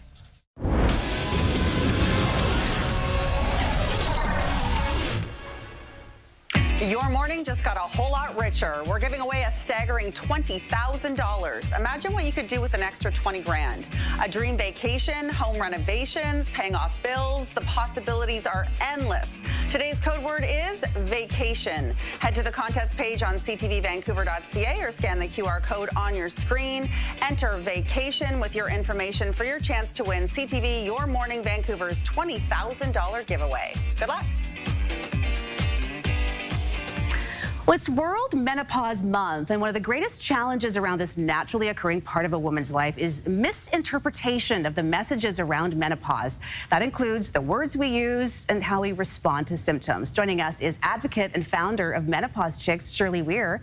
Good morning, Shirley. Good to see you. Thank you. Okay, so let's talk about, use the term misinterpretation rather than misinformation, because it's not meant to be malicious. It's just something that we're misinterpreting. That's right. I mean, we hear misinformation a lot, but I find in working with the members of the Menopause Chicks community that there's elements of truth that we've heard or inherited, maybe generational myths or stereotypes, but we're often getting a misinterpretation of that and what it means. And of course, we're learning as we go through this process too. Yeah. So we're learning as we go here. Okay, so let's begin with the words that we use around menopause and phrases that are quite commonly used, like going through menopause. And you call this a dangerous misinterpretation. Why is that? Yeah, it comes up a lot. So when we say going through menopause, what women and health professionals will sometimes hear or assume is that they just have to get through it. And they might be white knuckling it, putting up, pushing through. Instead, what we want you to know is that you reach menopause, it's the end of ovulation, and then you are in postmenopause for the rest of your life. And that impacts a woman's heart, brain, bone, and genitourinary health. So it's like a call to invest in your health. Okay, and most women have used words like hot flashes, night sweats, and you suggest that these terms actually minimize what's going on in a woman's body. How so? Yeah, it gets misinterpreted when we say hot flashes and night sweats because the real term is vasomotor symptoms. Vasomotor symptoms. Vasomotor symptoms, right? So it means that our blood vessels are constricting and dilating, which causes a temperature change. Not everyone experiences vasomotor symptoms, but for those who do, I want them to think of it as a check engine light. It's like an invitation. We're being called to lift the hood, find out what's going on, and to invest in our health. And the other thing that's really important to know is that when estrogen declines at menopause, cholesterol and blood pressure can go up. This does not mean you have cardiovascular disease. It means you're being invited to prevent it. So book a health appointment, get your cardiovascular factors checked, know your numbers, and we might have an opportunity, hopefully we will have an opportunity to turn down the dial on heart disease and stroke. It's the #1 killer of women. Oh, absolutely. Good tip there. And one of the biggest misinterpretations we have is that we blame menopause for things more than we should. So so not every adverse health experience belongs in the menopause menopause bucket. And that's why I will say menopause related or menopause adjacent. So you can have experiences, debilitating experiences that are related to a decline or fluctuation of hormones, but you might also be living with iron deficiency, and that can show up as fatigue, exhaustion, hair loss. You might meet the criteria for chronic insomnia disorder, but blame menopause. And I really want you to stay curious and find and treat the root cause. Okay, that means going and talking to your doctor if you have one, as you mentioned. But having those conversations with doctors can be difficult because a lot of women say they feel dismissed by health care professionals. How do we change that? Yeah, the dismissal and disappointment rate from health appointments is overwhelming. And I know that, you know, as a society, we're working towards educating more doctors, but we have a responsibility too. If we can change how we show up for our health appointments, being informed, understanding what's on the menu, and then inviting our care provider to help us choose the solution that's right for us, we can change health outcomes by doing that. Good advice this morning. Shirley Weir from Menopause Chicks on this World Menopause Month. Thanks for joining us. Thank you. Well, do you ever get the feeling that you're not the favorite?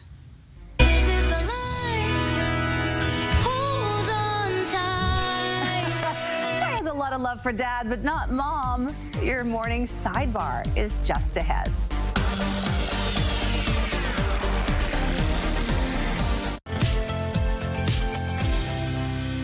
Welcome back to Your Morning Vancouver at 7:53 a.m. The clouds are kind of taking over this morning, so we are seeing a little bit of sunshine, which is nice. It's a little bit on the cool side. Bundle up. It is going to be a very fall day today, and we'll be seeing more overcast skies by this afternoon with quite a southerly breeze by the water. And then we do have some showers overnight tonight. Nothing too major. It's Saturday when that next big system moves in, and it will be very windy as well into the evening hours. So Saturday, Sunday, kind of a washout. Coming into a wet weekend. Yeah. Indoor activities. All right. Well, animal names. Oh, time now for your sidebar. Sidebar.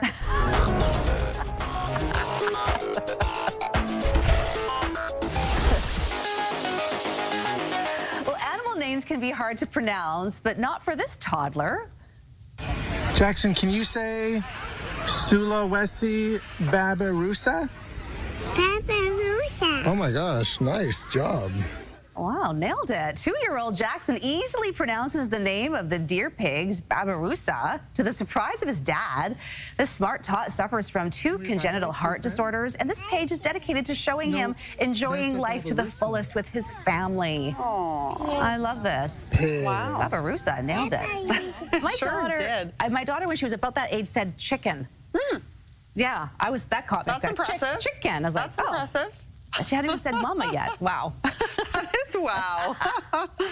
Okay, pets play favorites with their parents, and it's obvious when you're the spare human.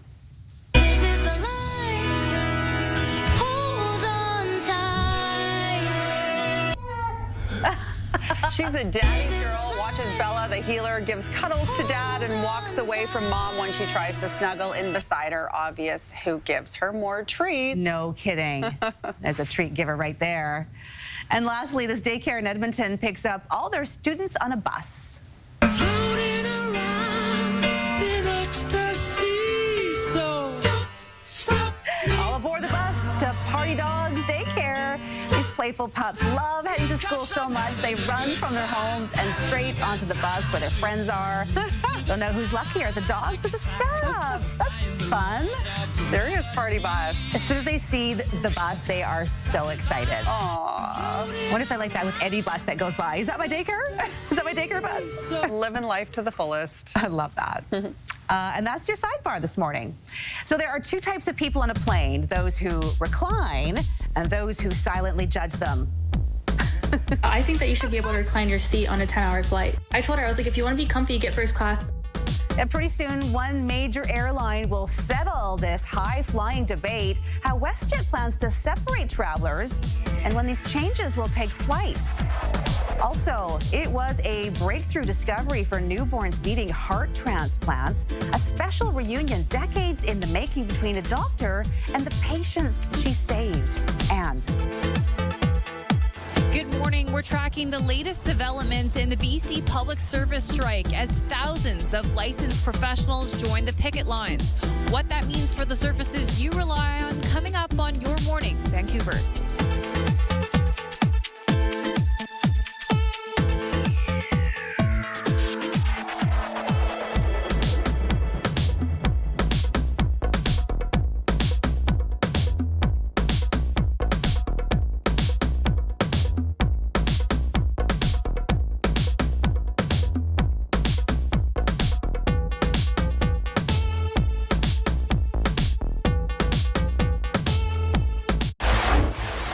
More strike action in BC. Members of BC's Professional Employees Association will escalate job action today, with BC GEU members already off the job. It's upscale. It's just too big for the neighborhood. A rezoning application in Vancouver's West End is getting plenty of pushback, while some say a big project is wrong for the neighborhood. And it's a road trip. The Canucks are in Dallas to kick off 5 straight games away from home ice.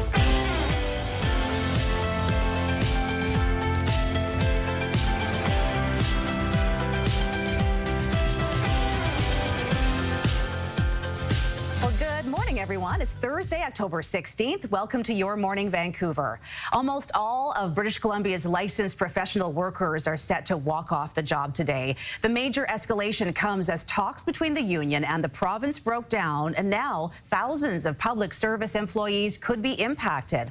CTV's Reagan Hasegawa is live outside the Service BC Centre in Surrey Forest this morning. Good morning, Reagan. So what does this escalation mean for people across the province? Good morning, Carrie. The Professional Employees Association, which represents about 1,600 licensed professionals, says it had no choice but to walk off the job and take further strike action after the province refused to increase its latest wage offer. The union says talks between itself and the government fell apart after the province stuck to a general wage increase of 3.5% over 2 years. The PEA represents engineers, foresters, geoscientists, and psychologists, some of whom have already been picketing alongside the BC GEU, now entering its 7th week of strike action.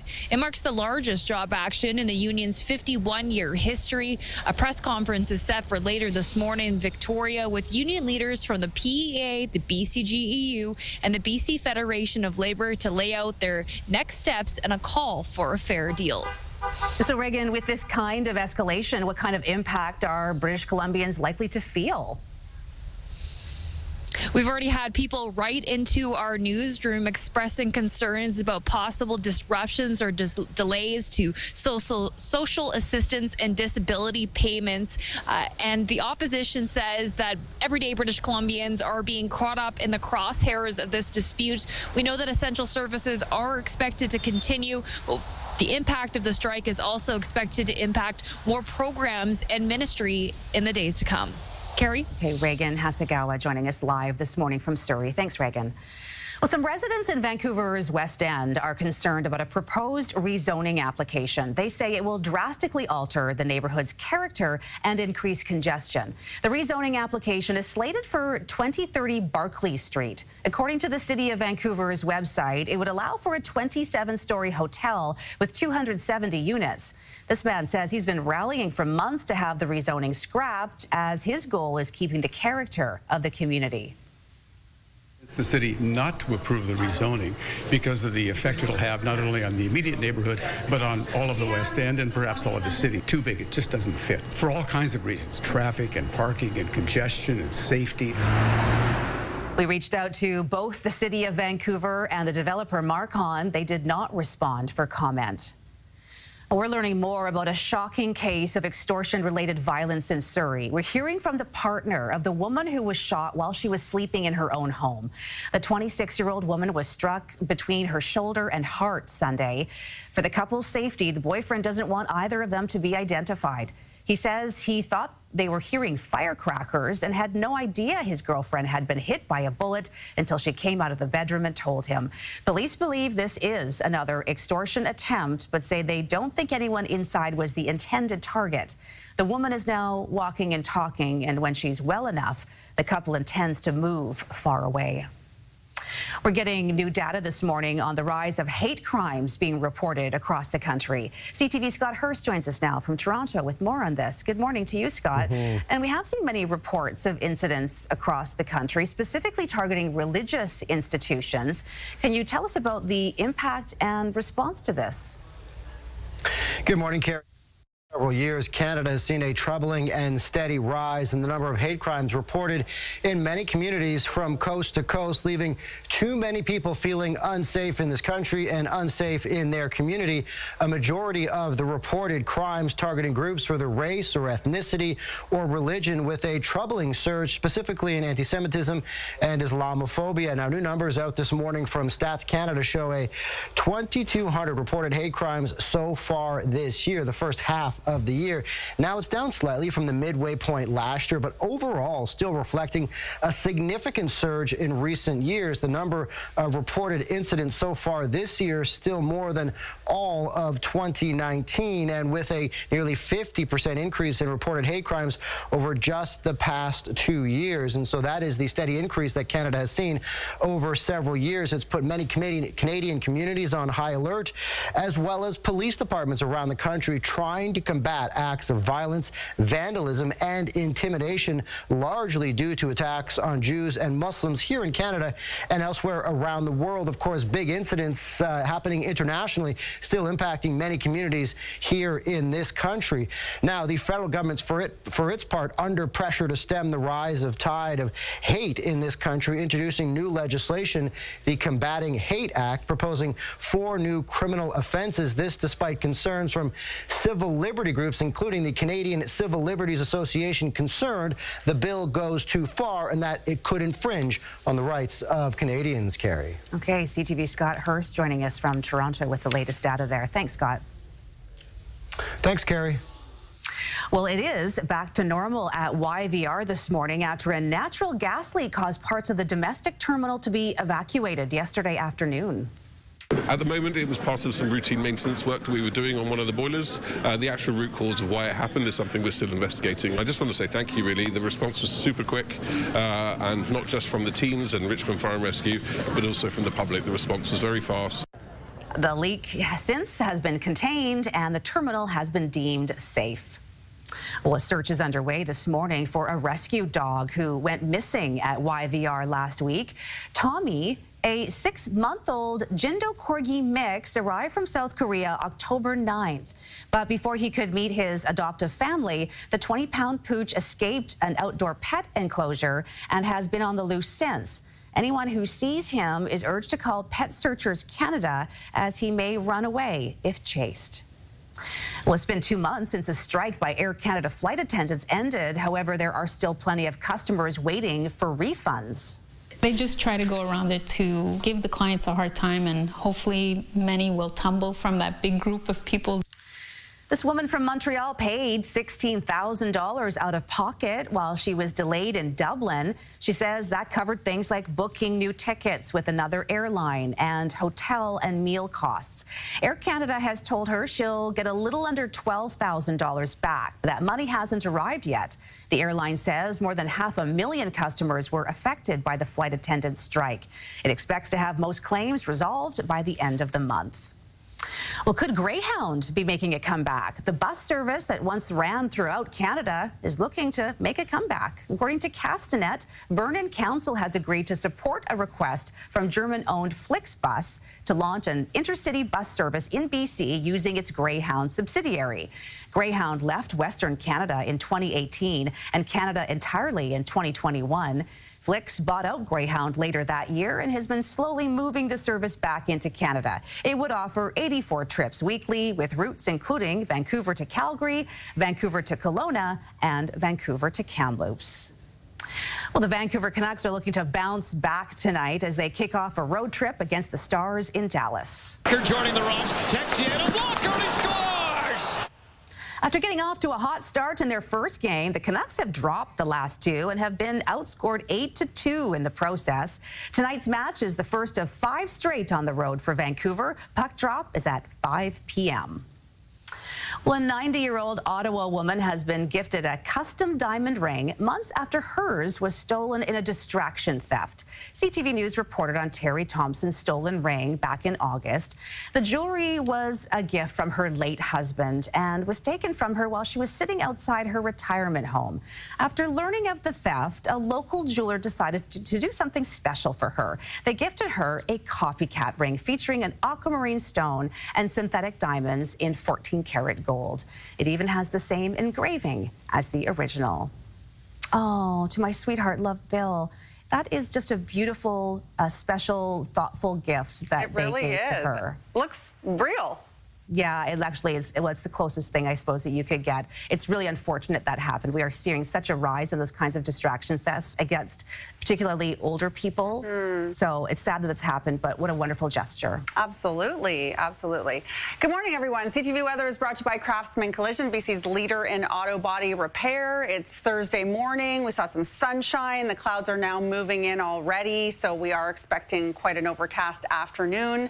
We're seeing these bands of rain here. We've got a system bringing wet weather along the north coast, pushing inland across Vancouver Island right now, especially right around Tofino, Port Hardy, and even Campbell River and Comox. 16 degrees right now, partly cloudy skies. Winds are already picking up. We're expecting to really be out of the southeast up to about 20 kilometers per hour for most of the day. A couple new record lows. It's been very chilly in the morning hours, so Merritt's a tie, and then Nakusp as well has a new record.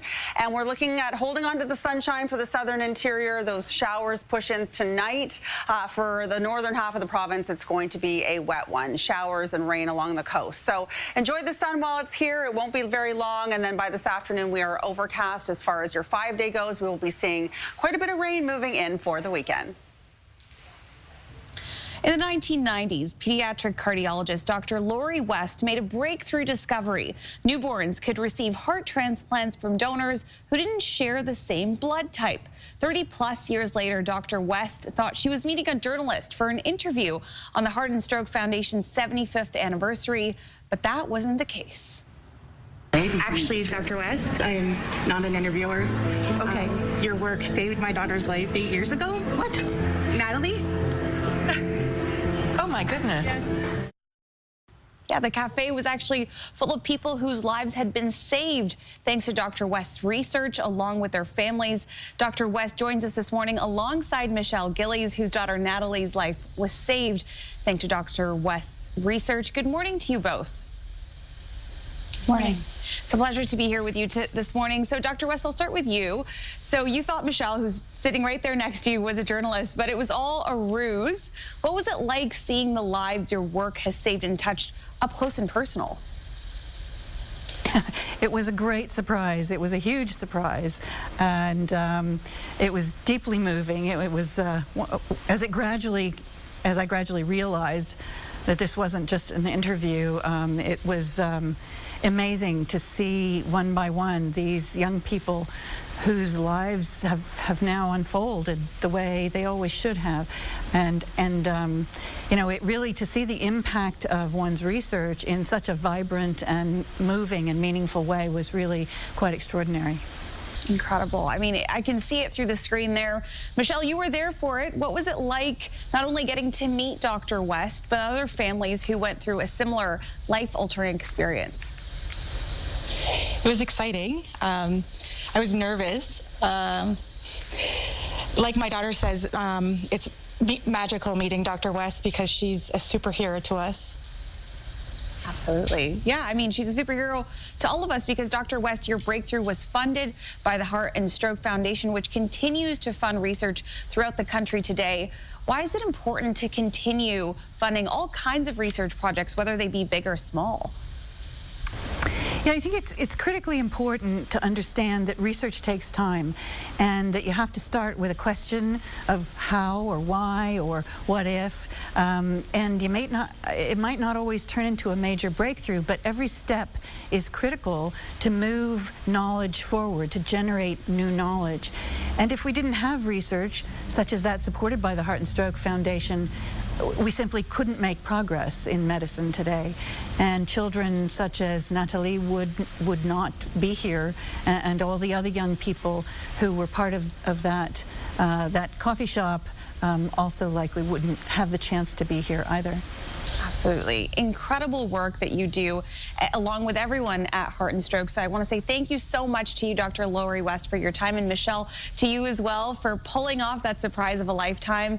And if folks want to help or learn more about the Heart and Stroke Foundation, they can visit heartandstroke.ca. Thanks again for your time. Thank you. Thank you. Thank you.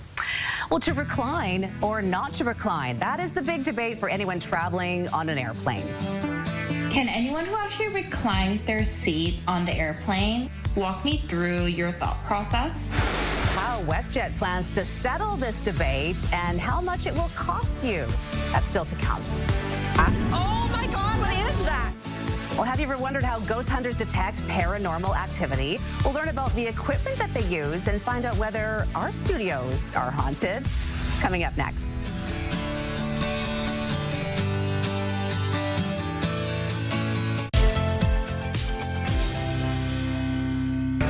Can you tell us your name?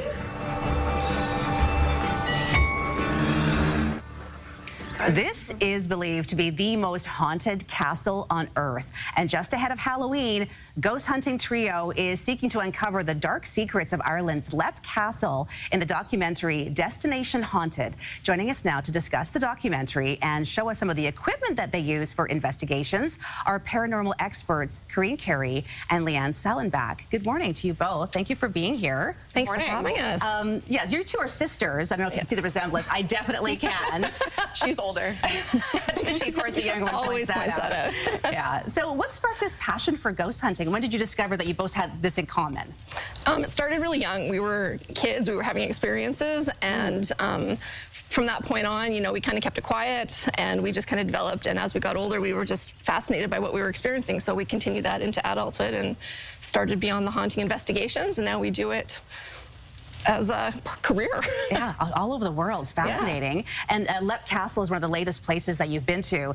This is built on an ancient ritual site, and it has a particularly dark history. What can you tell us about it? So Leap has this reputation for being the most haunted castle in the world, and we talked to witnesses and we got to experience it ourselves. And there's reports of over 50 spirits there, and we definitely connected with some of them. It's ancient Druid land, it's a ceremonial site, there's ley lines, it's all the paranormal things you want to experience. Wow, or don't want to experience. I guess it depends how you look at it. You guys are seeking it out, obviously. And this is the subject of this documentary, Destination Haunted Leap Castle. So what will people see as you take them through this? Yeah, so you're going to see a lot of witness stories because the castle's had, you know, thousands of years of history. There are things from, you know, violent clan members that had family murders happening. There was an oubliette. There's all kinds of crazy stuff. So you're going to see us go in. We're going to have conversations. We're going to have stories. We're going to investigate, and you're going to have to wait and see what happens in the finding. Yeah, of course. And I'm sure you choose these places based on the history because you know at least you'll have lots to potentially find. And so you brought in some equipment that you would use. This stuff that you carry with you wherever you go if you're going on an investigation? Yep. Okay, so let's run down some of these things here. First of all, what is this, the thing right in the front? This looks like a smart pad or I know. It's very gadgety. An iPad or something, but what is that? Yeah, so that one is a structured light sensor camera. So it uses infrared and it uses 3D mapping, and it maps in your environment, and it can read certain things like temperature and everything else. So in theory, if we're mapping people in and 3D mapping an environment, if a stick figure maps in and no one's standing there, it's kind of a compelling, well, what's going on? Something. So it kind of maps in what we potentially could see. Okay, and you have something called REM pods. Which one is that? Yeah, so it's this object here. Okay. So a bunch of these use electromagnetic energy, so we can put them in places where we want to pick up where the energy is being manipulated. So we won't turn it on now because it's very loud, but we typically put these in rooms, like say we're in the castle, it'd be on the other side of the castle. So if it goes off, we know to go investigate there. Ah, I see there's bulbs. Like, do lights go off on this thing too? Yeah, it's sure do. Absolutely. A little bit of a show there. Yeah. Okay, you also have EVP recorders. So what is that? So those are electronic voice phenomenon. So any kind of voice recorder, I know a lot of people have them on their phones. We have the actual ones that you can just record on. We've had some very interesting cases where, you know, you talk into a recording and it's only us, and then there's a man's voice telling us something in the background. So it's known that we can pick up potential spirit voices on there as well. Okay, and you have something called an ovulus or a ghost box? Yes. Yeah, I know it's a weird name, but so this is pretty cool because it just looks like a remote control for something. I know. It does. So there's thousands of pre-programmed words in here, and Spirit can use it to pull words to communicate. So actually, right before we sat down to film this segment, it said shoot, like we're going to shoot the segment. So yeah, someone's with us. We're live. Yeah. We're live here. This is interesting. I know you're going to be moving around our studios and use some of this equipment to see what you can experience or what you can detect, and you're going to tell us more about that a little bit later in our show. You'll join us at the end to see what you found. But just based on your own experiences, do you think that this building has something here, an energy? Yeah. Walking in, I definitely feel something, so we'll have to report back when we do an investigation. There's a spot we want to go to. Yeah. Okay. All right. You're going to go there and check it out. Carrie, in the end, sell it back. The documentary is called Destination Haunted Lep Castle. It's out on Halloween. Great timing. What did it? Did we have a note there? No. It's making noise. It's making noise. Okay. We'll be back. Yeah, that's what it's saying. We'll be back. Thank you so much. Thank you. We'll talk to you in a bit here. So how can we best protect children from cyber threats online? Still to come, the risks kids are facing and how new technology is being used to trick them. We'll have that still to come. I think that you should be able to recline your seat on a 10-hour flight. I told her, I was like, if you want to be comfy, get first class. Are you someone who reclines your seat on the plane? Pretty soon, you might not have the choice. We'll talk about the changes coming to WestJet. Still to come. Discover Surrey with a chance to choose from a collection of Surrey signature experiences for you and 3 friends. Choose 4 of 8 locally led and thoughtfully designed adventures and explore, taste, and connect with one of Canada's most diverse cities. Enter online at ctvvancouver.ca or scan the QR code on your screen for a chance to win. Good luck.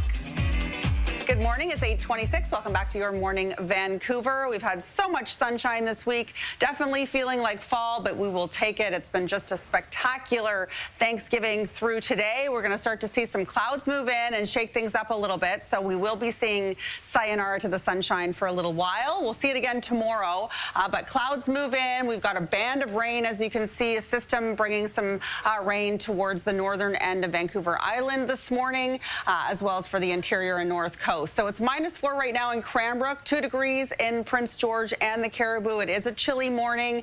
Bundle up out there. We're already at 6 degrees, heading to a very seasonal high of 13 today. So expecting some showers late night tonight. Nothing too major, but it is nice that it arrives through the overnight. And then by tomorrow morning, we're back into some sunshine before the big weather maker moves in Saturday morning. It will be a very wet one, potentially up to 30 millimeters of rainfall.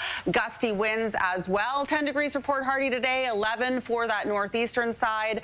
Nanaimo 13, 14 for Victoria. So we'll see the clouds start to take over. That's the story. A few showers tonight, risk this afternoon for the Sunshine Coast, but it is through the overnight tonight where we're expecting to see a little bit of precipitation, but yeah, heavier rain on Saturday, easing to showers on Sunday. And then we'll see some sunshine in the mix. Tomorrow's looking pretty decent. Carrie Adams. Okay, thanks for that. Well, now to a big change coming to a major airline. ABC's Sam Champion has more on what it is and when the change will take flight. Can anyone who actually reclines their seat on the airplane walk me through your thought process? It's the high-flying debate that can cause cabin pressures to rise. It's totally okay to recline your seat. That's what it's there for. To recline or not to recline, on average, it's only 2 to 3 inches here. I think that you should be able to recline your seat on a 10-hour flight. I told her, I was like, if you want to be comfy, get first class. But for some, there's no question. But now airlines like Canada's WestJet are making it a financial decision, rolling out reconfigured planes starting this month with standard economy seats that don't allow you to push back and relax. If you do want to recline, now it'll cost you. Airlines are figuring out how to segment pricing all across the board. And if you want a little extra comfort, you're going to pay for it. That's what they're saying to everyone. The changes will roll out on 43 WestJet planes with standard economy seats featuring a, quote, fixed recline design. The airline saying it will help preserve personal space. Extended comfort and premium seats that do recline are also available if you pay more. WestJet bright siding calling this an investment in, quote, guest experience, saying the cabin has been thoughtfully designed to offer WestJet's welcoming service at every budget. But flight attendants are bracing for a bumpy flight. We have been saying for almost 60 years, sit back, relax, and enjoy your flight. And now people are going to come with that expectation and not be able to do that. And every time that happens, we usually have to deal with conflict on board. Yes, it can cause a lot of disruption. So, but if you want to lay, you got to pay. That's the thing. And most of the times I'm on a plane and I can't recline my seat. It won't go back. So maybe I'm I find a way. I find a way. I'm one of those. But I never book seats towards the back of the plane because those are the ones that don't recline. Yeah. But now, I cannot be on a plane where you're standing, sitting straight up. I just can't. I found a way to sleep in those stiff chairs, if you can believe it. I don't know how I do it, but... Do tell us your technique, would you? Well, anyway, it sounds like changes are coming, so you have to pay if you want to recline. All right, 8:30, here's a look outside. This is the view from Grouse Mountain. Ooh, those clouds really are moving in, aren't they, Steph? Things are changing as we head into the weekend. Here now is a look at your top stories.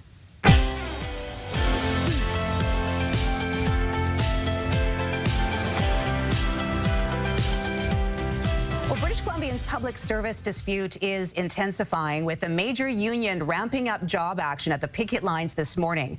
Thousands of government licensed professionals are now walking off the job, saying the province has failed to come to the table with a fair offer. Reagan Hasegawa is live outside the Service BC Centre in Surrey for us. So Reagan, this marks yet another escalation in a growing labour standoff. It does. Good morning, Carrie. After months of talks, the Professional Employees Association says enough is enough. The union is launching what it calls its largest strike action in its history, saying the government has not responded to its latest wage offers properly. The PEA represents lots of professional workers, including engineers, foresters, and psychologists and other specialists. Negotiations broke down this week after the province refused to move beyond a 3.5% increase over 2 years. The union says its members are the experts who keep BC's systems running, from water and resource stewardship to child and youth services, and they deserve to be valued accordingly. Today's escalation comes alongside the BCGEU strike, now in its 7th week. A joint news conference in Victoria is set for later this morning with union leaders and the BC Federation of Labour. And we'll be covering that. And we've seen these strikes build for weeks now, Reagan. What are the biggest concerns for the public? We've already received reports about delays in applications and payments for disability and social services. And so there are concerns that the province is getting more and more impacted, more day-to-day British Columbian services are seeing the impacts of this strike. Again, that press conference is set for 10 o'clock this morning. Carrie? Okay, Reagan Hasegawa joining us this morning. Thanks, Reagan. Well, turning now to Kamloops, 7 obstetrician gynecologists who make up the entire OBGYN department have resigned their hospital privileges at Royal Inland Hospital.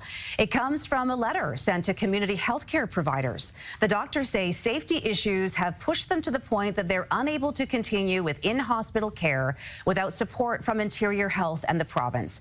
The Interior Health Authority says it is disappointed by the decision, but there will be no change to obstetric or gynecological services at the hospital.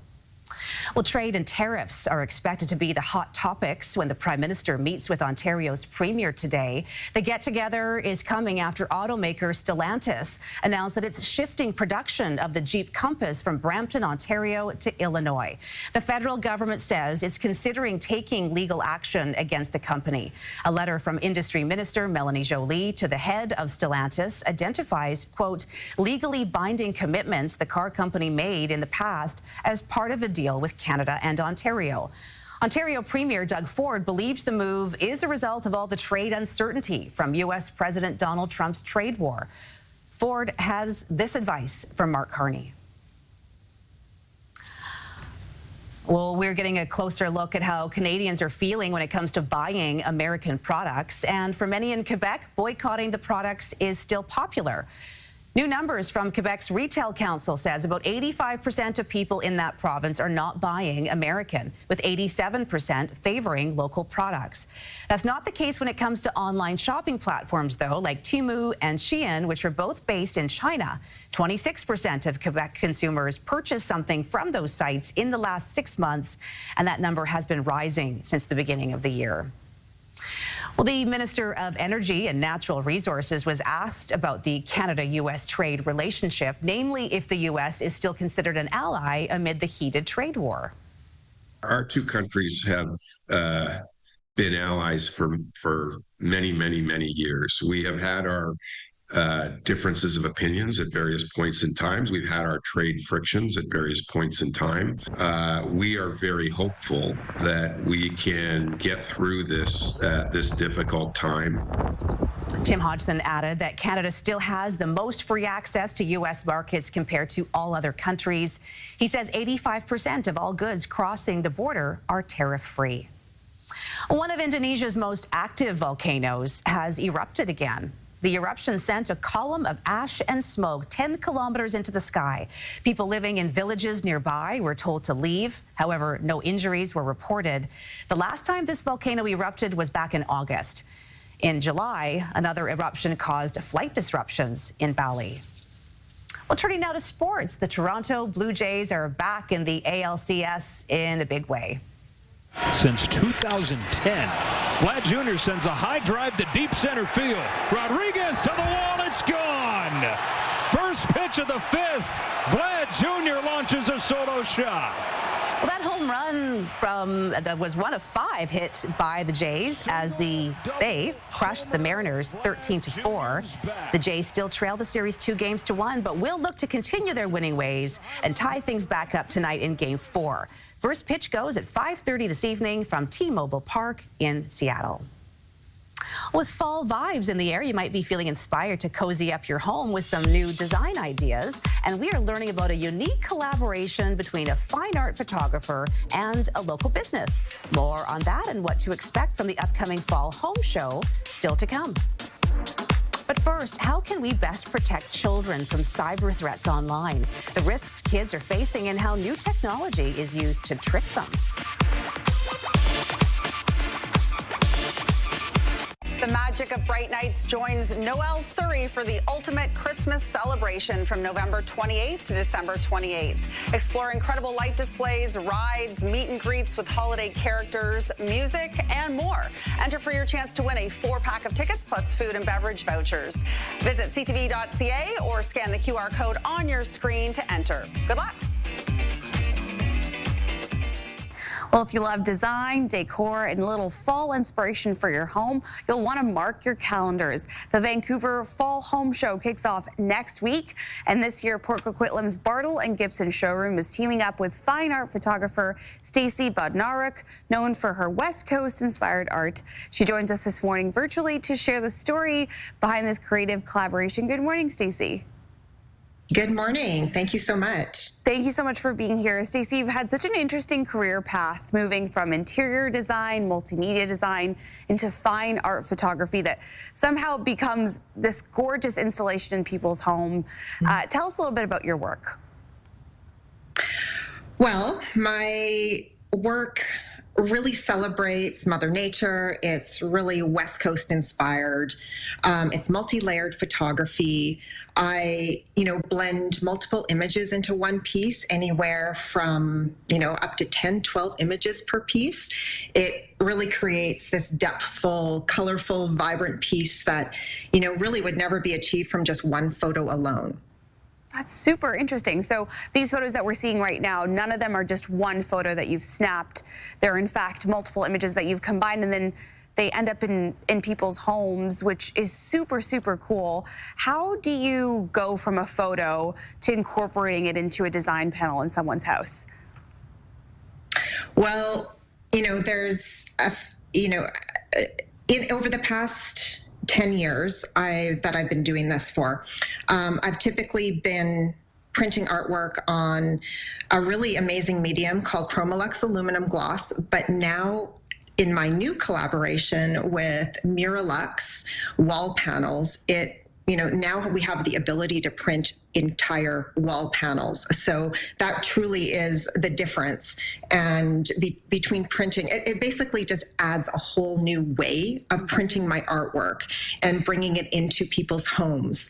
What should people look for when they're incorporating art like a wall panel into their space, whether it's at home or in a professional setting? Well, I think, and this is actually one of the things that really motivates me about being an artist, is when people are looking for a visual, I feel like my clients are looking for, first of all, something that really resonates with them. So perhaps they're looking for something that brings them a sense of peace, a sense of calm. Art can even be meditation. So sometimes people are needing that in their space. For, a public space or commercial space, it might be the difference between needing something that's huge, large scale, vibrant, the sense of walking into it. Something that's also really unique about the Miralux wall panels is the ability to bring it into hospital and care facility settings. And this is because, again, of the scale of it, that it's safe. It's a safe product. It's cleanable and UV resistant. And again, has such an impactful way to it. From my experience, I know that this is from my experience of going through chemotherapy. I know personally that art can transform a space in that type of a setting. Art has the power to heal. Stacey, I can tell how impactful your work is when it's on a wall panel or when it's on display, as it currently is at Port Coquitlam's Bartle and Gibson's showroom, which will soon be featured at the Vancouver Fall Home Show. And if we look in that back corner there, that is one of your pieces there that is associated with some cabinetry work. So many creative ways that folks can incorporate your art into their homes and into their settings. And of course, we're looking forward to seeing more of your work at the home show. So if people want to find out more, they can head online to the Bartle and Gibson showroom website, or of course your website as well. They'll see a lot more of your incredible work there. So I want to say thank you so much for your time with us this morning. Thank you so much. I really appreciate it. Good morning. Thanks, Mona. Happy Thursday. The sun was out and the clouds are taking over. CTV Weather is brought to you by Craftsman Collision, BC's leader in auto body repair. Yeah, we got some change on the way. It's going to stay dry today for us here around the lower mainland. Vancouver Island already getting some rain, as you can see. We're seeing that really through the central interior as well as the north coast, and the BC Peace today is where we're seeing most of that precipitation. We are expecting a few showers through the overnight tonight. Dry day, but mostly overcast by this afternoon, and winds are picking up out of the southeast. So there's the showers this evening, and then the big system that's moving in that we're tracking is coming in on Saturday morning. So we'll see some sunshine to start your Friday. That's good news. Clouds move in late tomorrow, and then this big weather maker is going to pack a lot of precipitation, potentially up to 30 millimeters on Saturday, easing to showers on Sunday. Temperatures very seasonal today. Kelowna at 16, Prince George at 11, wet one to the north, and holding on to a little bit of sunshine through the southern interior, but we're going to see those clouds really take over today. We'll start with some sun on Friday, and then that rain pushes in Saturday into Sunday. We'll see some sunshine in the mix on Monday before another round. So we're into some soggy days ahead. Back to you. October is Cybersecurity Awareness Month in Canada, and it's important for kids to be part of that conversation. From social media to gaming, young people are at risk of becoming victims of cybercrime, but there are ways to help keep them safe. Joining us to discuss this more is Mariam Rayat Aliabadi from BCIT's Digital Forensics and Cybersecurity Department. Good morning. Thank you so much for being here. Good morning. Thanks for having me. I've had a lot of conversations with my own teenagers about this. And it started years ago. Why is it important to have those conversations early when your kids are younger? Yeah, of course, that is a great question. So, yeah, these days, over 70% of kids are globally have experienced some sorts of cyber threats. So education is the key for their self-protection. Let me share my story and tell you how this kind of cyber threats is resonating with my personal life. I would say one game actually changed our life. When my son was only 9 years old, he was playing a multiplayer online game. Within the game, an online stranger, he was older than him, just reached him out and started talking about the game and asking personal information. That moment was really scary for me. I could see how fast this conversation could turn into manipulation, impersonation, or grooming, and even data theft. So my purpose, actually, my fear turned into my purpose, and Kids Shield actually was born after that. I'm curious to know, did your son tell you about this right away? Did he identify that something sketchy was going on? Actually, it was me that I was listening to their conversation. I was lucky that that day his headphone was out of order, and I was able to hear that conversation.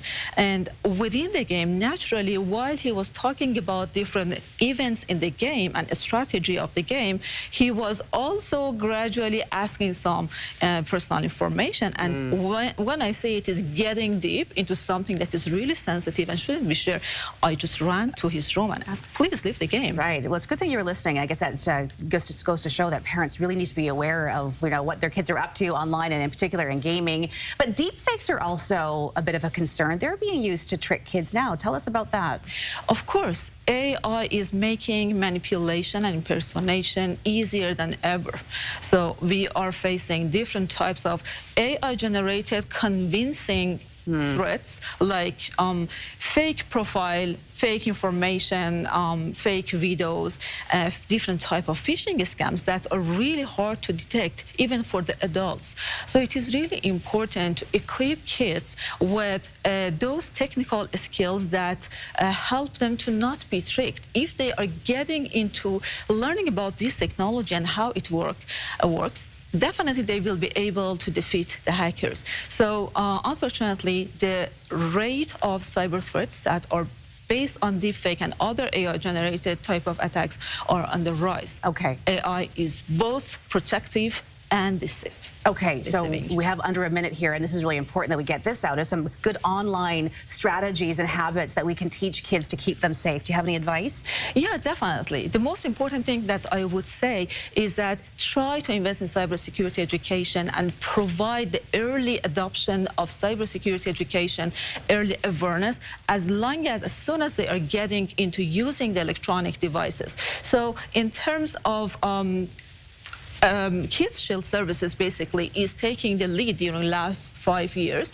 to basically provide these kind of techniques for the kids, and through educational games, through multiple online courses, and all of these things provide the key point of how to defeat the hackers. For example, it is really important to not share any personal information. Be very cautious about clicking on the link. Do not trust to whatever they are hearing and seeing online. So it is really important to invest in the cybersecurity education and let your kid to connect with confidence. Yeah, anyone that has a device really should have that kind of education. Miriam Rayed Aliabadi, thank you so much for joining us this morning. Thank you so much for having me. Well, coming up, we're going to check in with the ghost hunters to find out if they found anything in our studio. That's right after the break. And what happened after a man in the Cowichan Valley was faced with a life and death decision? That's on the Sawatsky sign-off.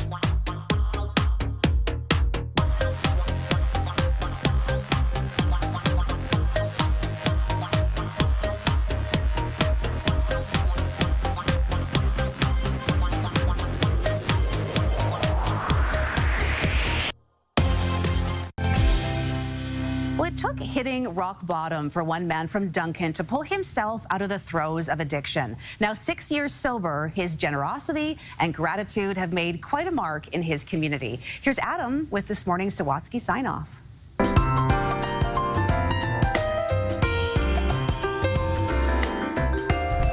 Lance DeBray will never forget being a teenager and having his first drink of alcohol. And I was like, whoa, where have you been my whole life? And so from then on, that's all I wanted. And it was fun at first, Lance says, until it wasn't, until it led to doing drugs, losing access to his children, and living on the street for more than 3.5 years. Couldn't see a way out of it. And what am I going to be sober? What am I going to do sober? We're like, how do I stop? But then, after decades of addiction, his heart stopped, and Lance woke up in a hospital room that turned out to be his rock bottom. It's either I change or I die. Lance chose life, completed months of rehab, and connected with a local business owner, Will Arnold, who had shown him kindness on the street. I saw that look in Lance's face where he was more focused on his well-being, which was really, heartwarming. Lance was determined to give back to those he'd burdened and began volunteering with a group that Will had helped start, picking up garbage left by members of the street community. Day after day you wake up and you're like, okay, I can do this. Well, Lance worked so hard and demonstrated such a strength of character that Will says he and his fellow entrepreneurs agreed to pay him to clean up every day, which led to the local butcher, Graham Blackstock, offering Lance a full-time job. He's solid. He's an asset to himself, to our community, and to the shop. I'd take him any day as a wingman.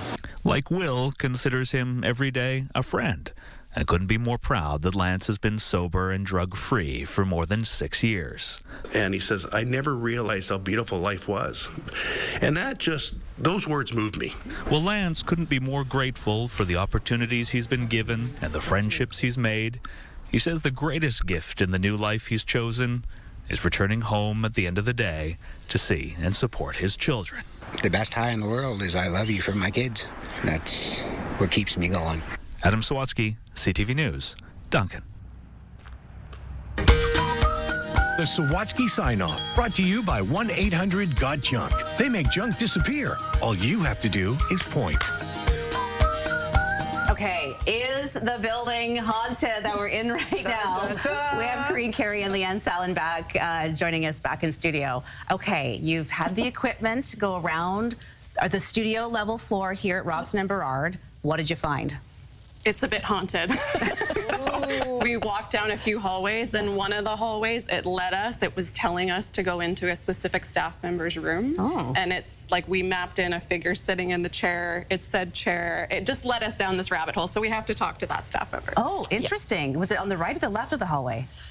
Left. Left. Yeah. Okay, interesting. Yes. Okay, we're looking at the images here. Yeah. Anything else that we detected? We also got a name and the word direct, and that correlated with the current director of the morning shows. So I'm not sure what's going on there. So there's definitely some stuff going on in this building. We slowed down efficiency of all your staff. Just no kidding. Everybody got involved. No kidding. That is interesting. That is very interesting. Carrie, you've been saying that you think the building is haunted, that you believe there's ghosts here. So I've seen things. Yeah. I've seen things. The hand dryer, we used to have an electric hand dryer, and it used to come on. As soon as you come out of the stall and go to the sink, the hand dryer would come on. It did that for years. They've removed that. I've seen something. I've seen a person. Cool. A reflection. Yeah. Wow. And it was someone from the past, like the way this person was dressed, glasses, hairstyle. Yeah. And then I turned around and he was gone. I'd be confident in saying you have at least 3 or 4 in here. Yeah. Fascinating. Yeah. Do you ever get scared? Because you guys travel around the world. Are you ever scared by what you're experiencing? Of the team, I'm the most fearful, I guess. And I'm a really fast runner, so it works out. But why do the spirits stick around? Why do they stick around here? They just want to talk to us or connect with us. I mean, there might be a staff member here they actually want to pass along a message to, which we will try to find out. But it's usually a message or something just to let them know that they're still around and they're still okay. Wow. Well, it's fascinating what you do. Your documentary, Destination Haunted, Let Castles, out on Halloween, very timely, on TNE. Corinne and Leanne, thanks for joining us. Thanks for having us. Thanks for telling me what I already knew. Haunted. Love it. Good day. We're haunted here. Wow.